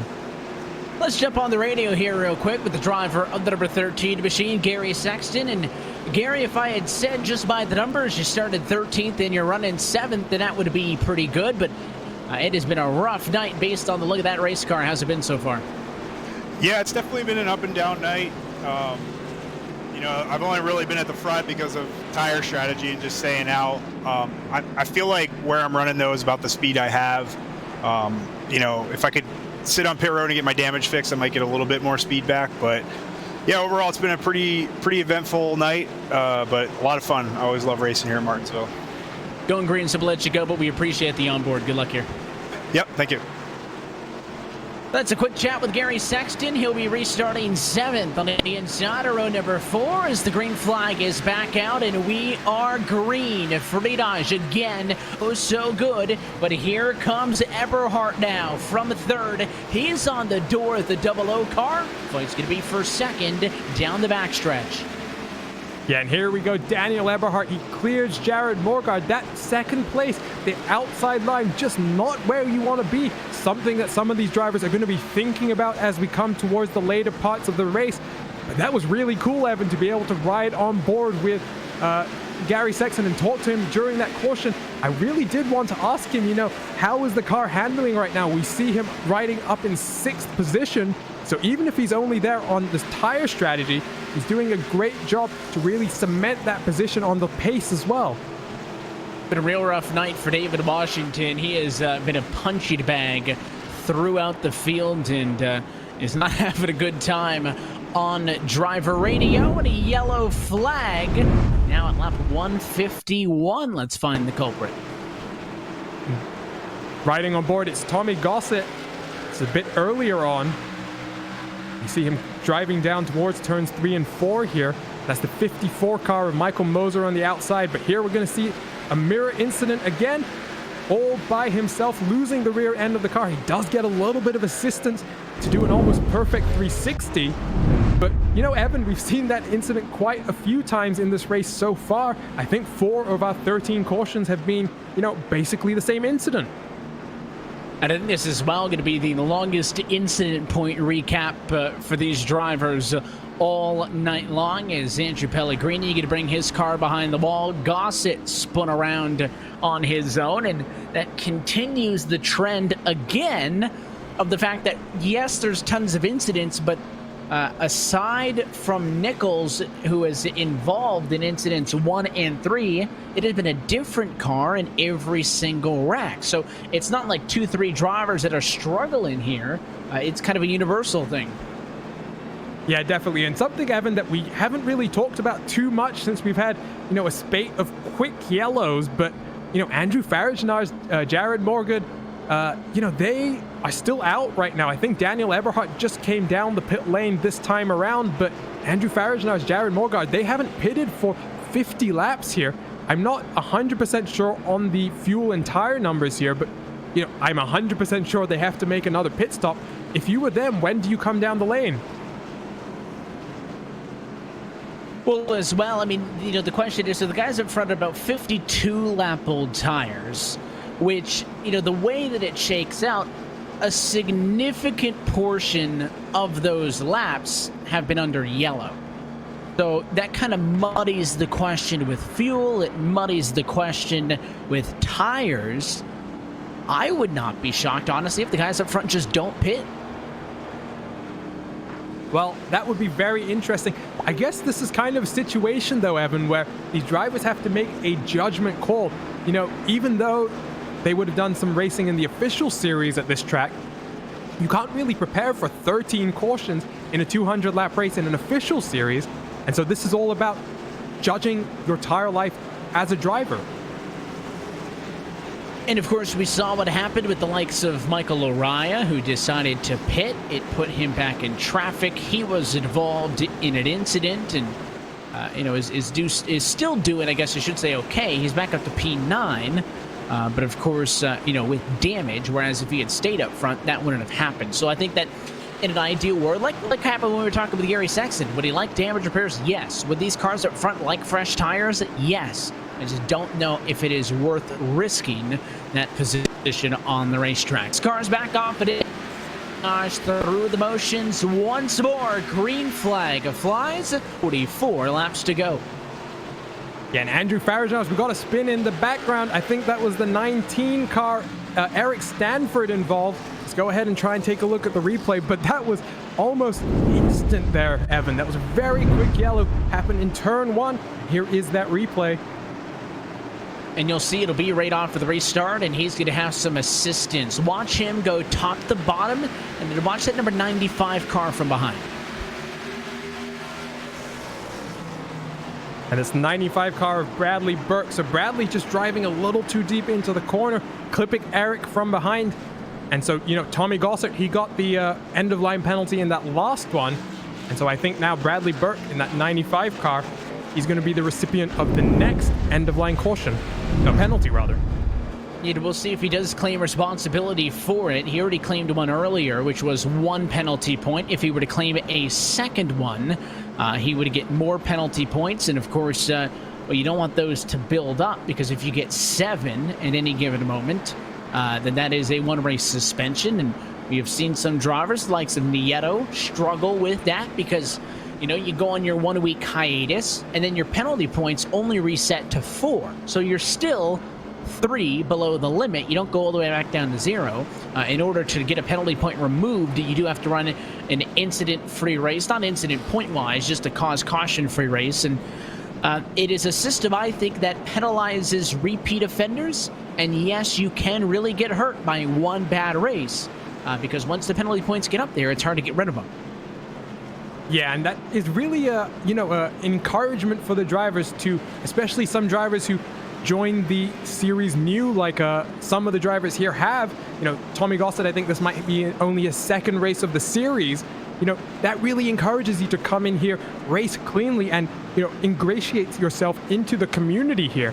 Now, when you're racing week in and week out, like a lot of these drivers are doing, Andrew Faragnos currently sitting in first, on track for a second consecutive win, but it becomes important to really maintain and build up relationships with people in the community. And if you've got this penalty point system that also encourages you to ensure that you don't start getting that reputation, that is the best way that you can really build a league around a fair and hard racing system.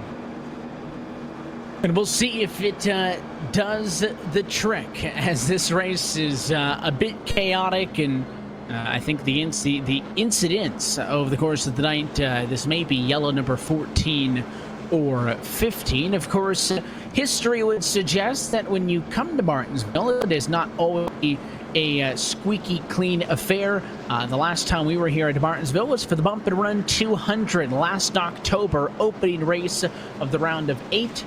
That race had 17 caution flags. So Martinsville, historically, a rough track here on the service, especially, for so many cars. Yeah, and we still got quite a few cars on the lead lap, so we talk about having to overcome your damage. 25 cars on the lead lap now, so quite a few cars have gotten their lead lap status back. So, as we come back to this restart now, Evan, we've got 50 laps or so to go. It's still anyone's game here. Gary Sexton up to P4. We chatted with him a little bit earlier. Let's go on board with him. Side by side with Scott. You're looking up at the front row. Freenage inside. Mogard outside. Green flag. We're back at it. This race has only got 37 laps to go. Yeah, and we ride on board with Gary right now. He's a little bit stuck on the outside lane right now with that damaged car. I think Daniel Scott on the inside trying to take the position away, but you can see in that shot behind him, nowhere for Gary to really slot down onto that inside lane. So he's fighting hard right now, not wanting to slip too far back in the field. And what this does mean is Andrew Farajnaj, Jared Morgard, they've built up a nice little second as we do have another caution come out. There's the yellow. It is going to be behind your race leaders. There's the car spun up top. It is Daniel Eberhardt as the rough night continues, and there was some contact behind. Let's see if we can find the cause of this one, and it may have been a bit of a connection issue there. Well, we can actually see in the background there was, I'm not sure the orange car number, that's the 25. They had a little incident early, and then like you say, that's a weird connection issue for one of the other drivers. And as a result, Daniel Eberhardt, he got spun around. There you can see the 25. He got spun by the 19. 43 also making contact. So this is what happens at Martinsville sometimes on that inside lane. You check up, and the drivers behind here did not recognize that in time, and quite a few cars getting turned around. A tough break. Chambliss involved others, as it was not just Eberhardt around, but Chambliss, Kalis, and a wild number 36 of Liam Sheen. By the way, I don't think we've seen the 36 on track a bunch this evening because, as we mentioned, he missed the initial start of this race. But he is on track with a clean race car, 115 laps down. Yeah, well, unfortunately for him, sometimes what happens, guys, is you sign up for a race. They've got an almost 80-minute practice session for these races. So you'll sign up early, you'll be all ready to race, excited to race, and then suddenly your internet cuts out and you're not able to make the start of the race. So, Liam Sheen, he's back on track right now. He's only 3 laps behind Rhett Nichols, so he's going to get at least one more spot here. So he'll finish 30th. But if he can keep going, he might even get up to the 29th place. So I don't think there's many points to be had here, Evan. But, it's good to see drivers very determined to try and get the best finish that they can. And that's the key is, Liam can stand to benefit. He can pass. Actually, he's about to pass Rhett Nichols, who racked out 114 laps ago. You get to pass him. Colby Buck out of the race. And I think that's the only driver he can catch with the laps left. So you can get 29th instead of 31st. Who knows when those 2 points could come in handy, right? Yeah, absolutely. And, we saw the standings at the start of this broadcast. The cutoff on the playoff, I think there was 3 points separating 14th, 15th, and 16th, Evan. So 2 points, that could be the difference between getting in and not locking yourself into the playoffs. So yeah, you definitely want to make sure that every opportunity you can, you maximize the scoring potential of your car. Well, lights off on top of the pace car, 30 laps to go. The trends would suggest that in a 30-lap window, we'll have about 3 more caution flags based on the averages. So let's see how this one shakes out. Freenage on the gas first. He's off and away. The compelling battle for second, but Mogard is in front of Daniel Scott. P2 and 3, fight going to be behind for 4th, and give it to Kyle Trudell. Sexton stuck up high, and somebody else who's stuck up high is Brandon Osborne, the 80 car, stuck up on the outside of the 2. He loses a few spots. Michael Leroy going to get bumped and ran. That's Adam Benefield. They're on the inside. Yeah, we're now within 30 laps to go, Evan, and some of these drivers, like Adam Benefield, involved in a wreck. He's working his way back. He's up into 8th now. I think we're going to start seeing some aggressive moves being made. Gary Sexton's trying his hardest to fend off Scott McClendon right now with that damage to his front, but not able to do so. Scott McClendon on the inside coming across the stripe. I think give it a few more laps. Gary's going to continue getting cycled back. And Benefield now working towards the inside of the 13. And you can see as he makes his way through, he's got the spot. Benefield now also wanting to join the party, unable to get on the bottom of Gary Sexton, so the battle is going to be behind as Joseph Tice, Michael Laraya, two of your top runners from earlier on in this race, currently deadlocked in a battle for 9th and 10th position. Those cars both probably deserve it. A top 3s is Laraya, a little bit squirrely at a 2, checked it up, and it should allow the one of Tice to get through this time. It does. Next on deck is Rhett McBride minus a hood. Curious if that weight distribution helps. At a yellow, it is a spin behind, and it is Tommy Gossett again. Tommy Gossett, I think at the same time, Sean Kalis also spinning around there. So let's see here on the replay exactly what happened. And that's the 08 car. That is Tommy Gossett. So coming down in towards turn 3. That's the 10 car. That's Steve Durham, who got a bit high there. And unfortunately for Tommy, he got a little bit just caught out there, Evan. Not much that he really could do, I think. That was a big incident for Tommy Gossett there. Unfortunately, came up the hill when the 10 machine of Steve Durham was there, but a miscommunication between a lead lap car and a lap down car, and because of that, he had one of the more unique incidents. I'm not sure how quite to classify that one, guys. Only in sim racing, huh? Yeah, but he still somehow seems to be in the pit lane trying to get the damage repaired. And, you know, Tommy's been mixed up in quite a few incidents so far in this race. But, you know, if you can get to the end, get a 20th position, that's some solid points at what has been a tough race. I mean, you can't really ask for much more. But, you know, Evan, we're now going to have 20 laps to go. I thought it was very interesting. Both Adam Benefield, Joseph Thies, they both were on that split strategy, not coming down the lane. They both were involved in incidents. Joseph, in fact, got an end-of-line penalty, but they're now in 8th and 9th, and, you know, they have some potential here to work their way towards the front. Let's chat with the driver of the 26 machine. Daniel Scott started 22nd, but he is 3rd, and Daniel, for a night where most folks can't stay out of trouble, it hasn't been that bad for the 2-6. Yeah, that was kind of my whole strategy coming in. I felt like if I could keep the nose clean, I'd have a good shot at it. This is not my best track by far, so I'm kind of punching way above my weight right now. But I'm doing good, so we're just going to keep plugging away. Yeah, I mean, it looks like it's fun up there when you guys can get a couple of green flag laps, and obviously the stints are kind of, you know, 3-4 laps here and there, and this late in a race as well. Unlikely that it's all of a sudden just going to go for 20 laps at once, but, you know, there's a chance of overtime. A lot could happen. Do you think P3 is the best you can do, or are those 2 spots up the road plausible, depending on what happens?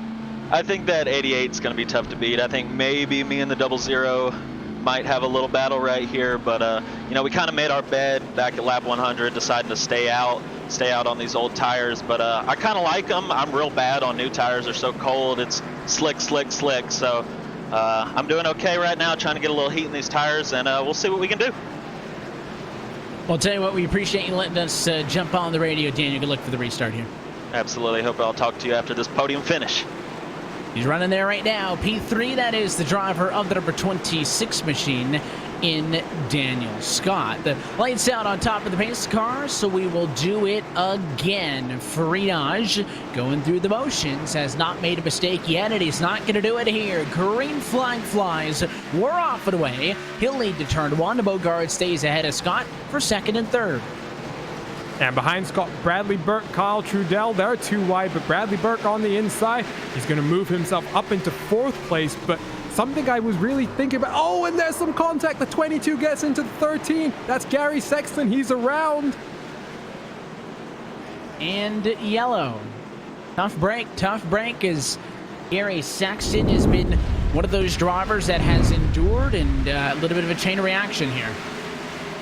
Yeah, and we were just talking with Gary on that last caution as well. You know, he was talking about the damage, you know, hindering his race, but working the tire strategy to really keep himself in a good position. But there we can see Scott McClendon getting a little bit too greedy and aggressive. I talked to Evan about the bump and run, potentially being a thing, but it's still only lap 182. I didn't expect it to be so early, and for only about 7th position on track. I was expecting it to be for the win. Well, and Gary Sexton would hope that maybe it was a battle for the race win. I mean, that was one of the more convincing tracks and one of the more convincing, I think, cars, I should say, at this track. But he is down to the pit lane for repairs, going to get it fixed up. He'll go for tires, and basically that just takes one car out of the equation, because then it's kind of next driver up. And in fact, Scott McClendon going to be down to the pit lane because he claimed responsibility for this incident. So he'll come in just to get at least some tires out of it as he looks to get that end of the longest line of penalty. Rough night for a lot of drivers involved, and I mean, you hear somebody like a Daniel Scott. I mean, Gary was hopeful. We chatted with him about salvaging this. These are mostly going to be drivers who are just happy to get away from this track. And, drivers as well chat that, hey, maybe it's a good thing that next week is an off week. And then the week after that, of course, Memorial Day, it'll be one of the iRock special events. So after this, we don't go for the points cup race in 3 weeks. And some drivers thinking maybe that's good. Give these drivers some of the, the tempers to settle down before we go back at it again. Well, it could be good or it could be bad, Evan. One thing that's been very interesting with the iRacing IndyCar challenge stuff has been, how some of these virtual rivalries, if you will, are 100% going to translate into, real rivalries when we go real racing in Texas for the first time. So, when you take out the points paying considerations, you move to an all-star race and then a side series, you always got to be ready that, maybe the gloves come off and things get even more physical. However, with that being said, Daniel Scott, he's up 19 places so far in this race. His strategy of trying to keep it clean has worked pretty well. I do feel very sorry for Gary Sexton, though. He's down now in 24th. He's just coming out of the pit lane, despite the fact that, he was struggling with his car. He's fought so hard this race. And, a top 10 finish would have been, a good reward for all that effort. It would have been, and unfortunately, Gary's going to restart this one in 24th spot. Pace car off and in. Let's do it again. 14 laps to go. Don't forget, if necessary, 3 attempts and a green-white checkered finish as your top 2 sneak away. And it is a battle between Daniel Scott and Bradley Burke. Burke going to struggle, though, to get this done up top, I think. Yeah, and behind Burke, you see Joseph Theis, the pole position winner. He's not going to be very happy about his position right now. We ride on board with Adam Benefield. He's in 7th. You could see Joseph Theis sending it on the outside. Bradley Burke, Kyle Trudell, they've gotten single filed out right now. So Joseph Theis, he was making the high line work. He's got that place. We have another caution right now. I believe Steve Durham, the car involved, is one of them, and it looks like Wagner got a piece of it also as a race down and into turn number 1. These drivers are having fun under the caution flag to chat with each other. Daniel Eberhardt trying to make a move to the inside of camera right there. A little bit of a late dive, a touch, and sent him. Yeah, and we're getting towards the closing stages of the race now, Evan. You brought up the green-white checkered, and with 3 attempts at it, given what we've seen in this race so far, I would not be entirely surprised to see all of those attempts used. And of course, the big thing is timing here, because I think you can get, 2-3 laps in. However, of course, if, that yellow comes instead of 5 to go, we will push to overtime. And then on any of those overtime attempts, you would have to get to the white flag, for this race to be official. So there's a chance that you can use up all of those green to white checkered attempts. I don't believe, since that has been a thing in RSR, and of course on the iRacing service, I don't think we have ever exhausted all 3 green to white checkered attempts, not even at plate tracks. Well, hopefully we can continue that streak here. Yeah, it would be even better if we can finish it in regulation. And something that, I'm excited to see now, Evan, is that if you're Jared Mogard or Daniel Scott, there's a lot more incentive here to now race Andrew Farinage much more aggressively. So if I'm Daniel Scott, I'm going to be restarting, on that inside line in the second row. I'm going to be trying to be right on the bumper of the 88 car and see exactly what I can do to try and move him out of my way, because, I think it's going to be a 7-lap shootout to the end, maybe. That's not much time to really make a passing move. So maybe you can just get a little bit more physical and get the race win here today. We were talking about as well fuel strategy earlier. Your top 3 cars last time they were down pit road 90 laps ago. Granted, they've only done about 50 of those laps under green flag conditions, so it's not that bad. Freshest tires in the field, Joseph Tice in 5th. So if there would be any driver who could stand to benefit on a late race run, it could be Tice. His tires technically only 54 laps old. Burke ahead of him, 69 lap old tires, a little bit fresher than those top 3. But I think it all is all going to come down to track position and execution as we get set to do it maybe one more time. This race start with 7 laps to go from Martinsville. These drivers trying to get through this one again. This track still later on the calendar. It will be the final race of the round of 8 to determine a championship field for Phoenix. Green flag flies. We're back at it. Freinage a little bit awkward through the gears, though. Here comes Mogard. Oh, and he's going to turn him. Andrew Freinage into the fence. Mogard spins, and oh man. Well, I feel a little bit responsible there, Evan. Maybe I just put the commentator's curse on the 88 car of Andrew Farinage. He jumped that start really early, and if anything, I think that might have actually hurt him a little bit more, because that let the 00 of Jared Morgard, even think about trying to make a move. If he was stuck on the outside, it might have been a bit more difficult. But then, very unfortunate incident, and then Jared involved as well. And what that means is Daniel Scott, he's now in the race lead. And even if he's got a little bit of damage, Evan, we don't have many laps to go. He's going to be in a prime spot to really, bring this race home to the end. And I think something happened with Freinage. I don't think it was just Mogard sending him. Looking at the telemetry on the 88 car, he was doing about 121 miles an hour, and then right before the contact, he was only doing about 112. At some point there, he dropped about 10 miles an hour, and I'm curious if that was a misshift. Maybe a misshift, maybe some technical issues as well, but something for sure is, that's what happens here, Evan. If you block and it goes wrong, you can try and do the block, but at a track like this, it relies on the driver behind really backing it out and not, making contact. And in this case, Jared Morgard, he saw the race win. And, I don't 100% blame him in this case for trying that, especially now that you've pointed out the lower speed that Andrew was carrying into the corner. So maybe, like you point out, maybe Jared just caught out a little bit by that slow speed of the 88 car.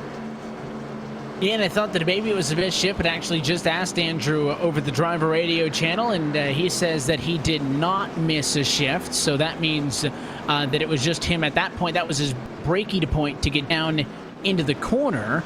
And he was obviously involved in an incident, and a tough pill to swallow for Andrew in either sense. But I think that was just his braking point into the corner, and got sent by Mogard, who after he kind of threw a block on him there. And yeah, maybe just an aggressive block there. And, we're going to have a green-white checkered, I'm pretty sure here. One of our 3 attempts. And Daniel Scott, he's going to lead this race. But, the person who I want to highlight is Joseph Theis. He had a penalty after that incident that he was involved in. He's fought his way back up into 3rd. And so, he's going to be starting right behind the leader now. He's got a little bit of damage to the car that you can see there. A great shot, but he's in a good position here to try and make something happen. It's all about if we can get to that white flag cleanly, and hopefully we can do that here. I believe we have broken the previous RSR caution record for this track, which previously stood at 17, but you know, for the most part, it's been quite a lot of single car incidents mixed in with some of the bigger ones as well. And of course, never something that you want to break, but if you go back to the beginning of the night, we said that Daniel Scott was 16th in the points, but because of a race win for Daniel Eberhardt, that he was technically not in the playoff spot, he can lock that up right here, right now. He'll be side by side with Bradley Burke. It'll be green-white checkered attempt number 1. Green flag flies, 2 laps to go at Martinsville. Daniel Scott, he's got the inside. Joseph Theis, not the greatest restart right now, so Bradley Burke, he was getting there, but he's now currently hung out to dry. Joseph Theis sending it on the inside. I think we're going to get the white flag here, Evan.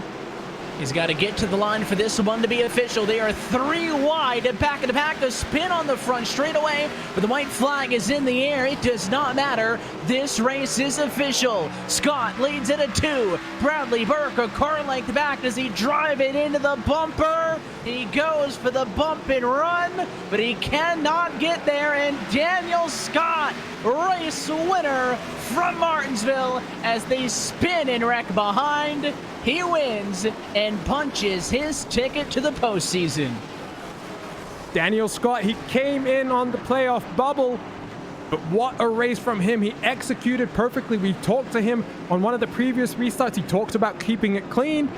Now he's going to get that sweet victory burnout donut time, and I'm very excited to talk to him in just a little bit about that race. Well, he is celebrating this one. You talk about all the different drivers that have won in RSR competition, and I believe that is race win number 1 for Daniel Scott in RSR competition. He was awfully happy over the radio, and you can see the burnouts on the front straightaway. He survives and wins the Boosted.Club 200. Let's take a look at your RacespotTV full race results as he takes it for an extra victory lap. It is Scott the race winner, Bradley Burke second, Kyle Trudell third. We hope to talk with all of those drivers in just a few moments, along with the likes of Benefield, McBride, your top 5, Michael Arias coming home P6, Thomas George is 7th with David Washington, Scott McClendon, and Kyle Kamer, your top 10. Yeah, and then just outside the top 10, Brandon Osborne comes home in 11th. And you got Jared Mogard, Daniel Eberhardt, so 2 of the drivers who are fighting hard for the win throughout the race, coming home in 12th and 13th. Then Gary Sexton in 14th. We saw him with the damage he had. Then Joseph Theis involved in one of those incidents on the last few laps. He slips all the way back to 15th. Then you've got Eric Stanford, Sean Kalis, then Andrew Farajnaj, and Steve Durham and Austin Wagner will round out the top 20. And continue it on through. Final couple of cars lead lap. Kaczynski, Soa, Mosier, Chambliss, the rest of these drivers in the garage. It'll include Gossett, Pellegrini, Valderrama, Parrish, Sheen, Buck, and a lonely final page. Tourette Nichols, Liam Sheed was able to make up some spots after missing the first 100 and some odd laps of this race. Nichols is the one who finishes at the back in the 31st position. That's a look top to bottom at your full race results, as always powered by Boosted, the place where gamers and creators go to monetize digitally. It puts you a free e-commerce store and get sponsorships for those looking to build their brand online. You can go to boosted.club for more information. We'll take a quick opportunity to step aside, and when we come back, we'll talk with your top finishers, including a thrilled Daniel Scott, because he's on top of the Boosted.Club 200. The post-race show is next from Martinsville. You're watching the 2020 Real Sim Racing Full Throttle Cup Series, powered by Boosted. We are back at North Wilkesboro, North Carolina, where the field is rolling out for the start of today's 400-lap race on this 0.625-mile racetrack. And just as the field comes all around turn number 4, the sunshine peeks through, helping warm things here. Bill Elliott leads him down. Benny Parsons on the outside. The green flag flies, and the first Union 400 Winston Cup race from North Wilkesboro is underway.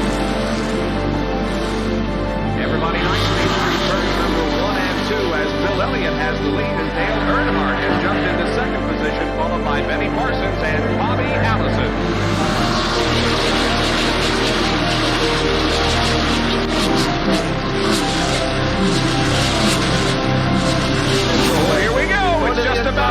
They both coming out of turn 4. Earnhardt gets the lead. We had just heard from our spotters that Neil Ryan.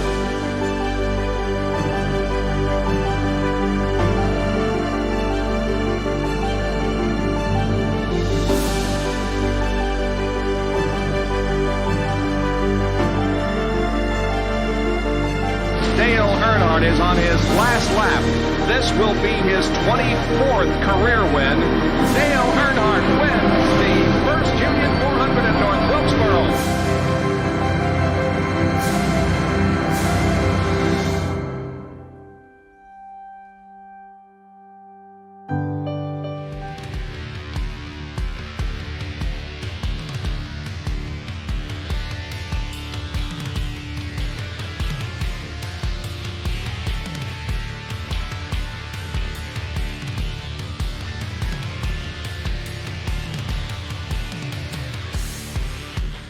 And back live from the virtual Martinsville Speedway, where RacespotTV's coverage of the 2020 Real Sim Racing Full Throttle Cup Series, powered by Boosted, continued with tonight's Boosted Club 200. Happy to have you with us here from the virtual Ridgeway, Virginia. It is Evan Pasoko, our junior Concupati, and our producer Hugo Luis up with you. And let's bring some more names into the broadcast booth, including tonight's race winner for the virtual Martinsville Speedway. It is Daniel Scott, courtesy of a little bit of late race chaos at a green-white checkered, who goes 22nd to first, and it punches his ticket into the playoffs for 2020. Daniel, congratulations. Man, I am speechless right now. This series is just so hard. I came into I'm a rookie in this series. I was like, if I can make the playoffs, that's amazing. My goal is only top 20 every race. I've been getting closer and closer, but I never thought in a million years it would come at this track.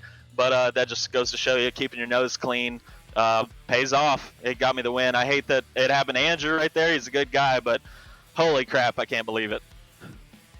And of course, we had chatted with you just before that all went down, and you kind of asked you, for a second, is it doable? And you mentioned that Andrew was going to be tough to get there. And of course, he had a little bit of a rough restart, went down a bit of a block. Jared gets into him, and next thing you know, Freenage is up and into the fence. The 00 slow in front of you. There's a bit of contact. He goes around, and it was not over from there, because you still had to survive that green-white checkered run, and Bradley Burke was about a half a foot off that bumper in the final corner. Yeah, the moment I saw the 88 back it into the fence, my heart just started exploding, because I knew I was going to be the leader. I muted all the broadcasts and everything, and I was just trying to calm myself down. I was like, oh, just don't miss your marks, and you got this. And I give a shout out to Bradley too. He could have probably pushed that issue a little harder in 3 and 4, and he didn't. He raced me clean. I got my first win in this series, and I'm speechless. I just can't believe it. Of course, the win is a big step to get your first win in real sim racing competition. You also get, by the way, by virtue of qualifying and going up 21 spots, you're the winner of the Doppler Durham on the Radar Hard Charger Award, so that's $5 as well. But of course, the big story is to lock yourself into the playoffs after you came into tonight as the first driver on the outside looking in. With the wins factored in, you would have been 17th and 1 spot out. To get this win halfway through the season obviously secures your spot. Has to be huge to be able to go into this second half of the regular season with that weight lifted off of your shoulders. Yeah, it's incredible. I was, fully expected to point my way in. I was looking at all the names of the guys who are on the bubble with me, seeing where they're at, how many points were apart. And I knew that if I could just keep my nose clean, that some of those guys would have issues, and I could make a good leap forward tonight in points. But that's why I'm so speechless, because I never expected to win this race. This track is so hard. There's so many good competitors, and be able to pull it off, it's awesome, man. It's awesome. And as well, on a little bit of a more lighthearted note, if you plan on joining us for the All-Star race next week, you don't have to deal with any heat races, because all race winner is locked into the feature.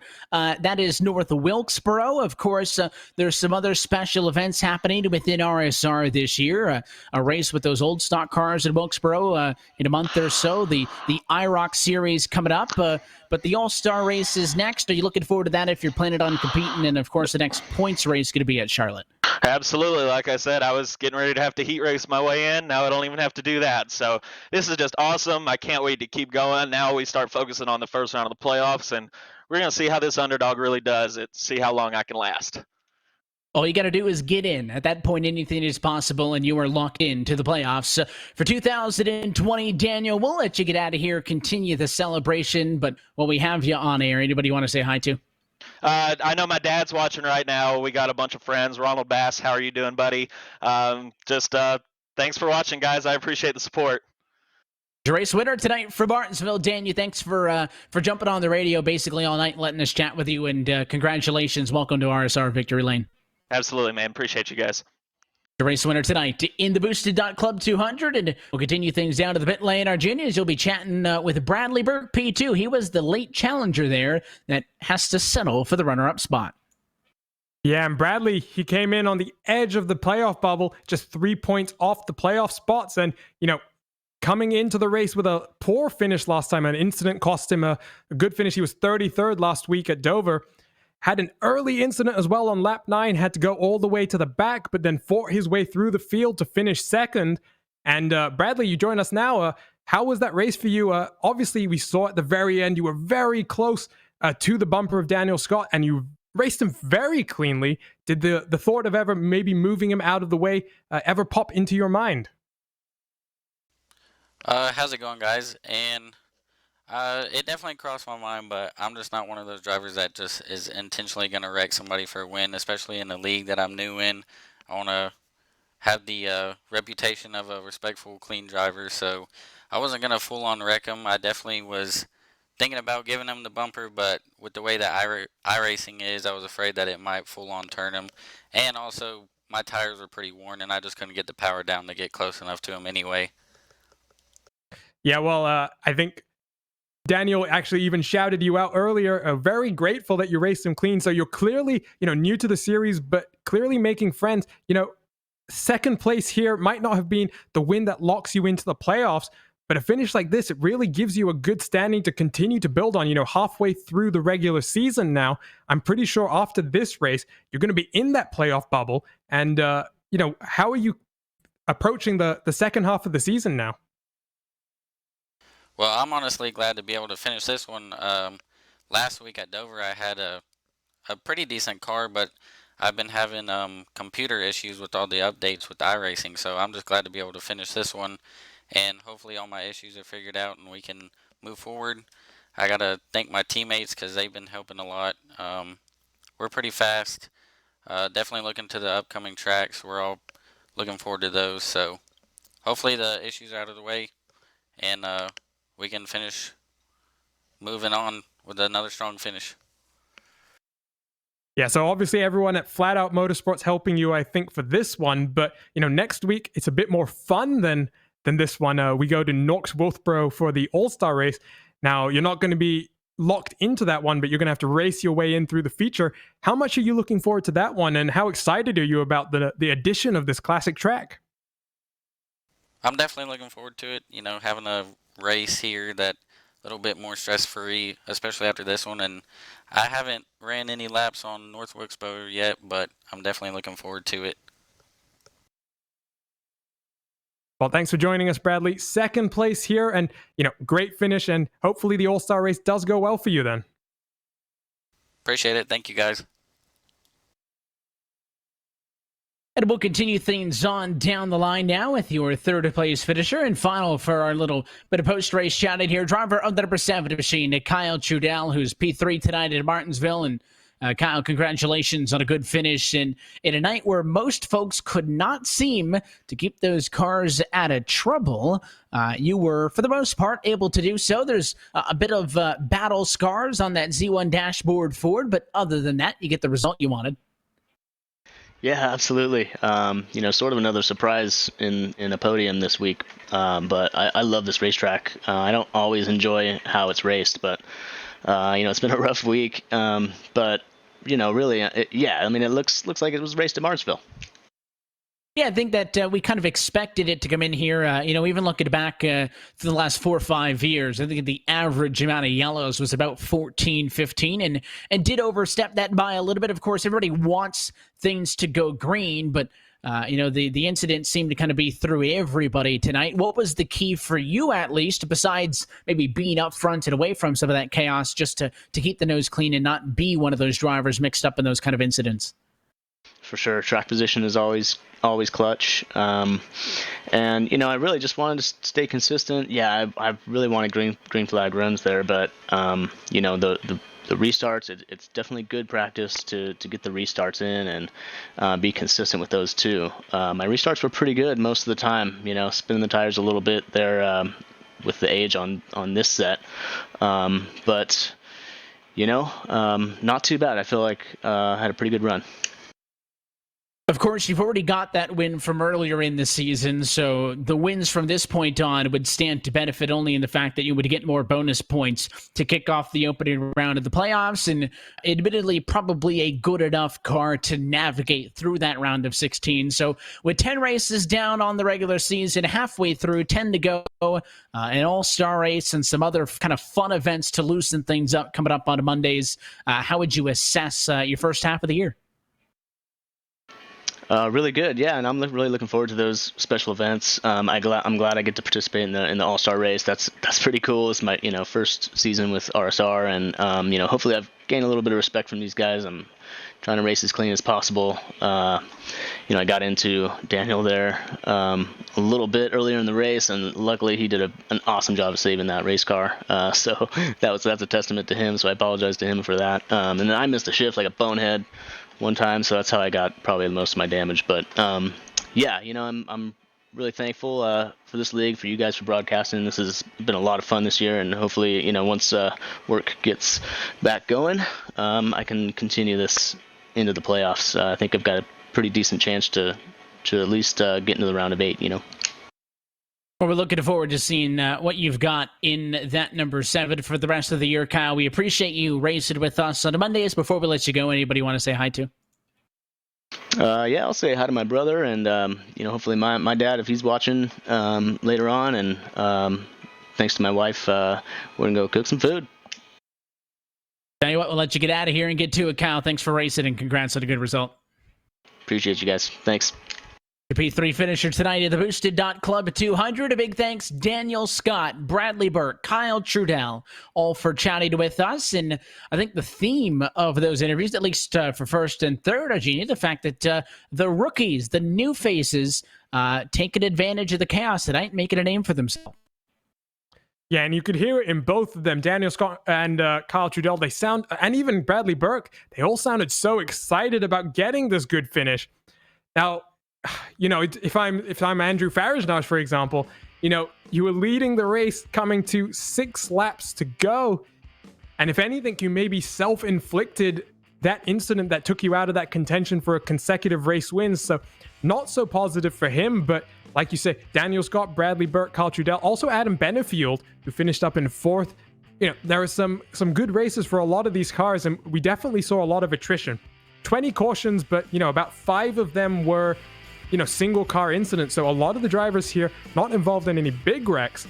And as we look at the second half of the season, no more short tracks. So, for a lot of the drivers, Evan, you pointed it out a few times, maybe this was a race that they're excited to tick off the schedule as they move into the back half of the regular season.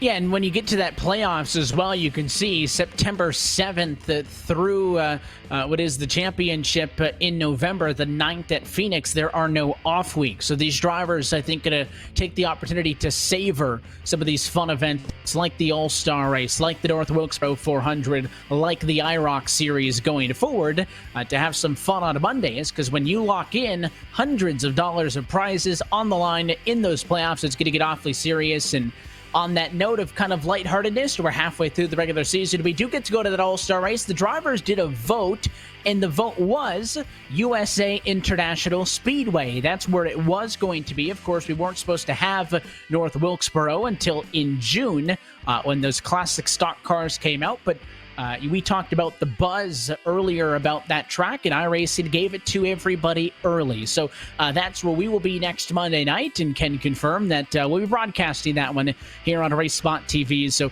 that'll be a fun event to see these modern-day Cup cars at a track from 1987. Yeah, and we got a little bit of a sneak preview over the weekend, the Pro Invitational Fox, and it was very exciting to see just how excited the drivers got about it as well. And, talking to, some of my friends in the oval community in iRacing, they're just as excited. and even more excited that, you know, in the next build, they're going to get a pair of classic 87, you know, Cup cars, or whatever it was called back in the day, to actually, you know, match the track. And so, you know, a lot of cool things happening in iRacing right now. And we are going back to real racing, you know, NASCAR going to Darlington, but, you know, I think it's fair to say that the 6-week Pro Invitational Series definitely created a lot of excitement within the oval community about the future of iRacing and NASCAR. And there's as well, I mean, this series has about 50 drivers plus that are officially registered in it. The wait list still about more than a dozen long, so you may see as well some new faces get bumped up from the wait list for the second half of the regular season. All of that and more after the All-Star break, which we have reached. We don't go points racing again for a couple of weeks. The next points paying race, June the 1st. But there's a ton of more action coming up here on RacespotTV. And until next time, that's it for us here tonight from Martinsville. On behalf of the team at RaceSpot, the team at RSR, and for your broadcast crew tonight, for myself, Evan Pasoko, for our Junior Conky Pati, joining me, the best producer of the game downstairs, Hugo Luis, thanks to all of you for tuning in. And congratulations to Daniel Scott, a first-time winner in RSR competition. We'll be back, though, for a fun event next Monday night as we go all-star racing from the historic North Wilkesboro Speedway. That race and every race of the 2020 Real Sim Racing Full Throttle Cup Series can be found right here on RaceSpot TV. Until next time, good night from Virginia.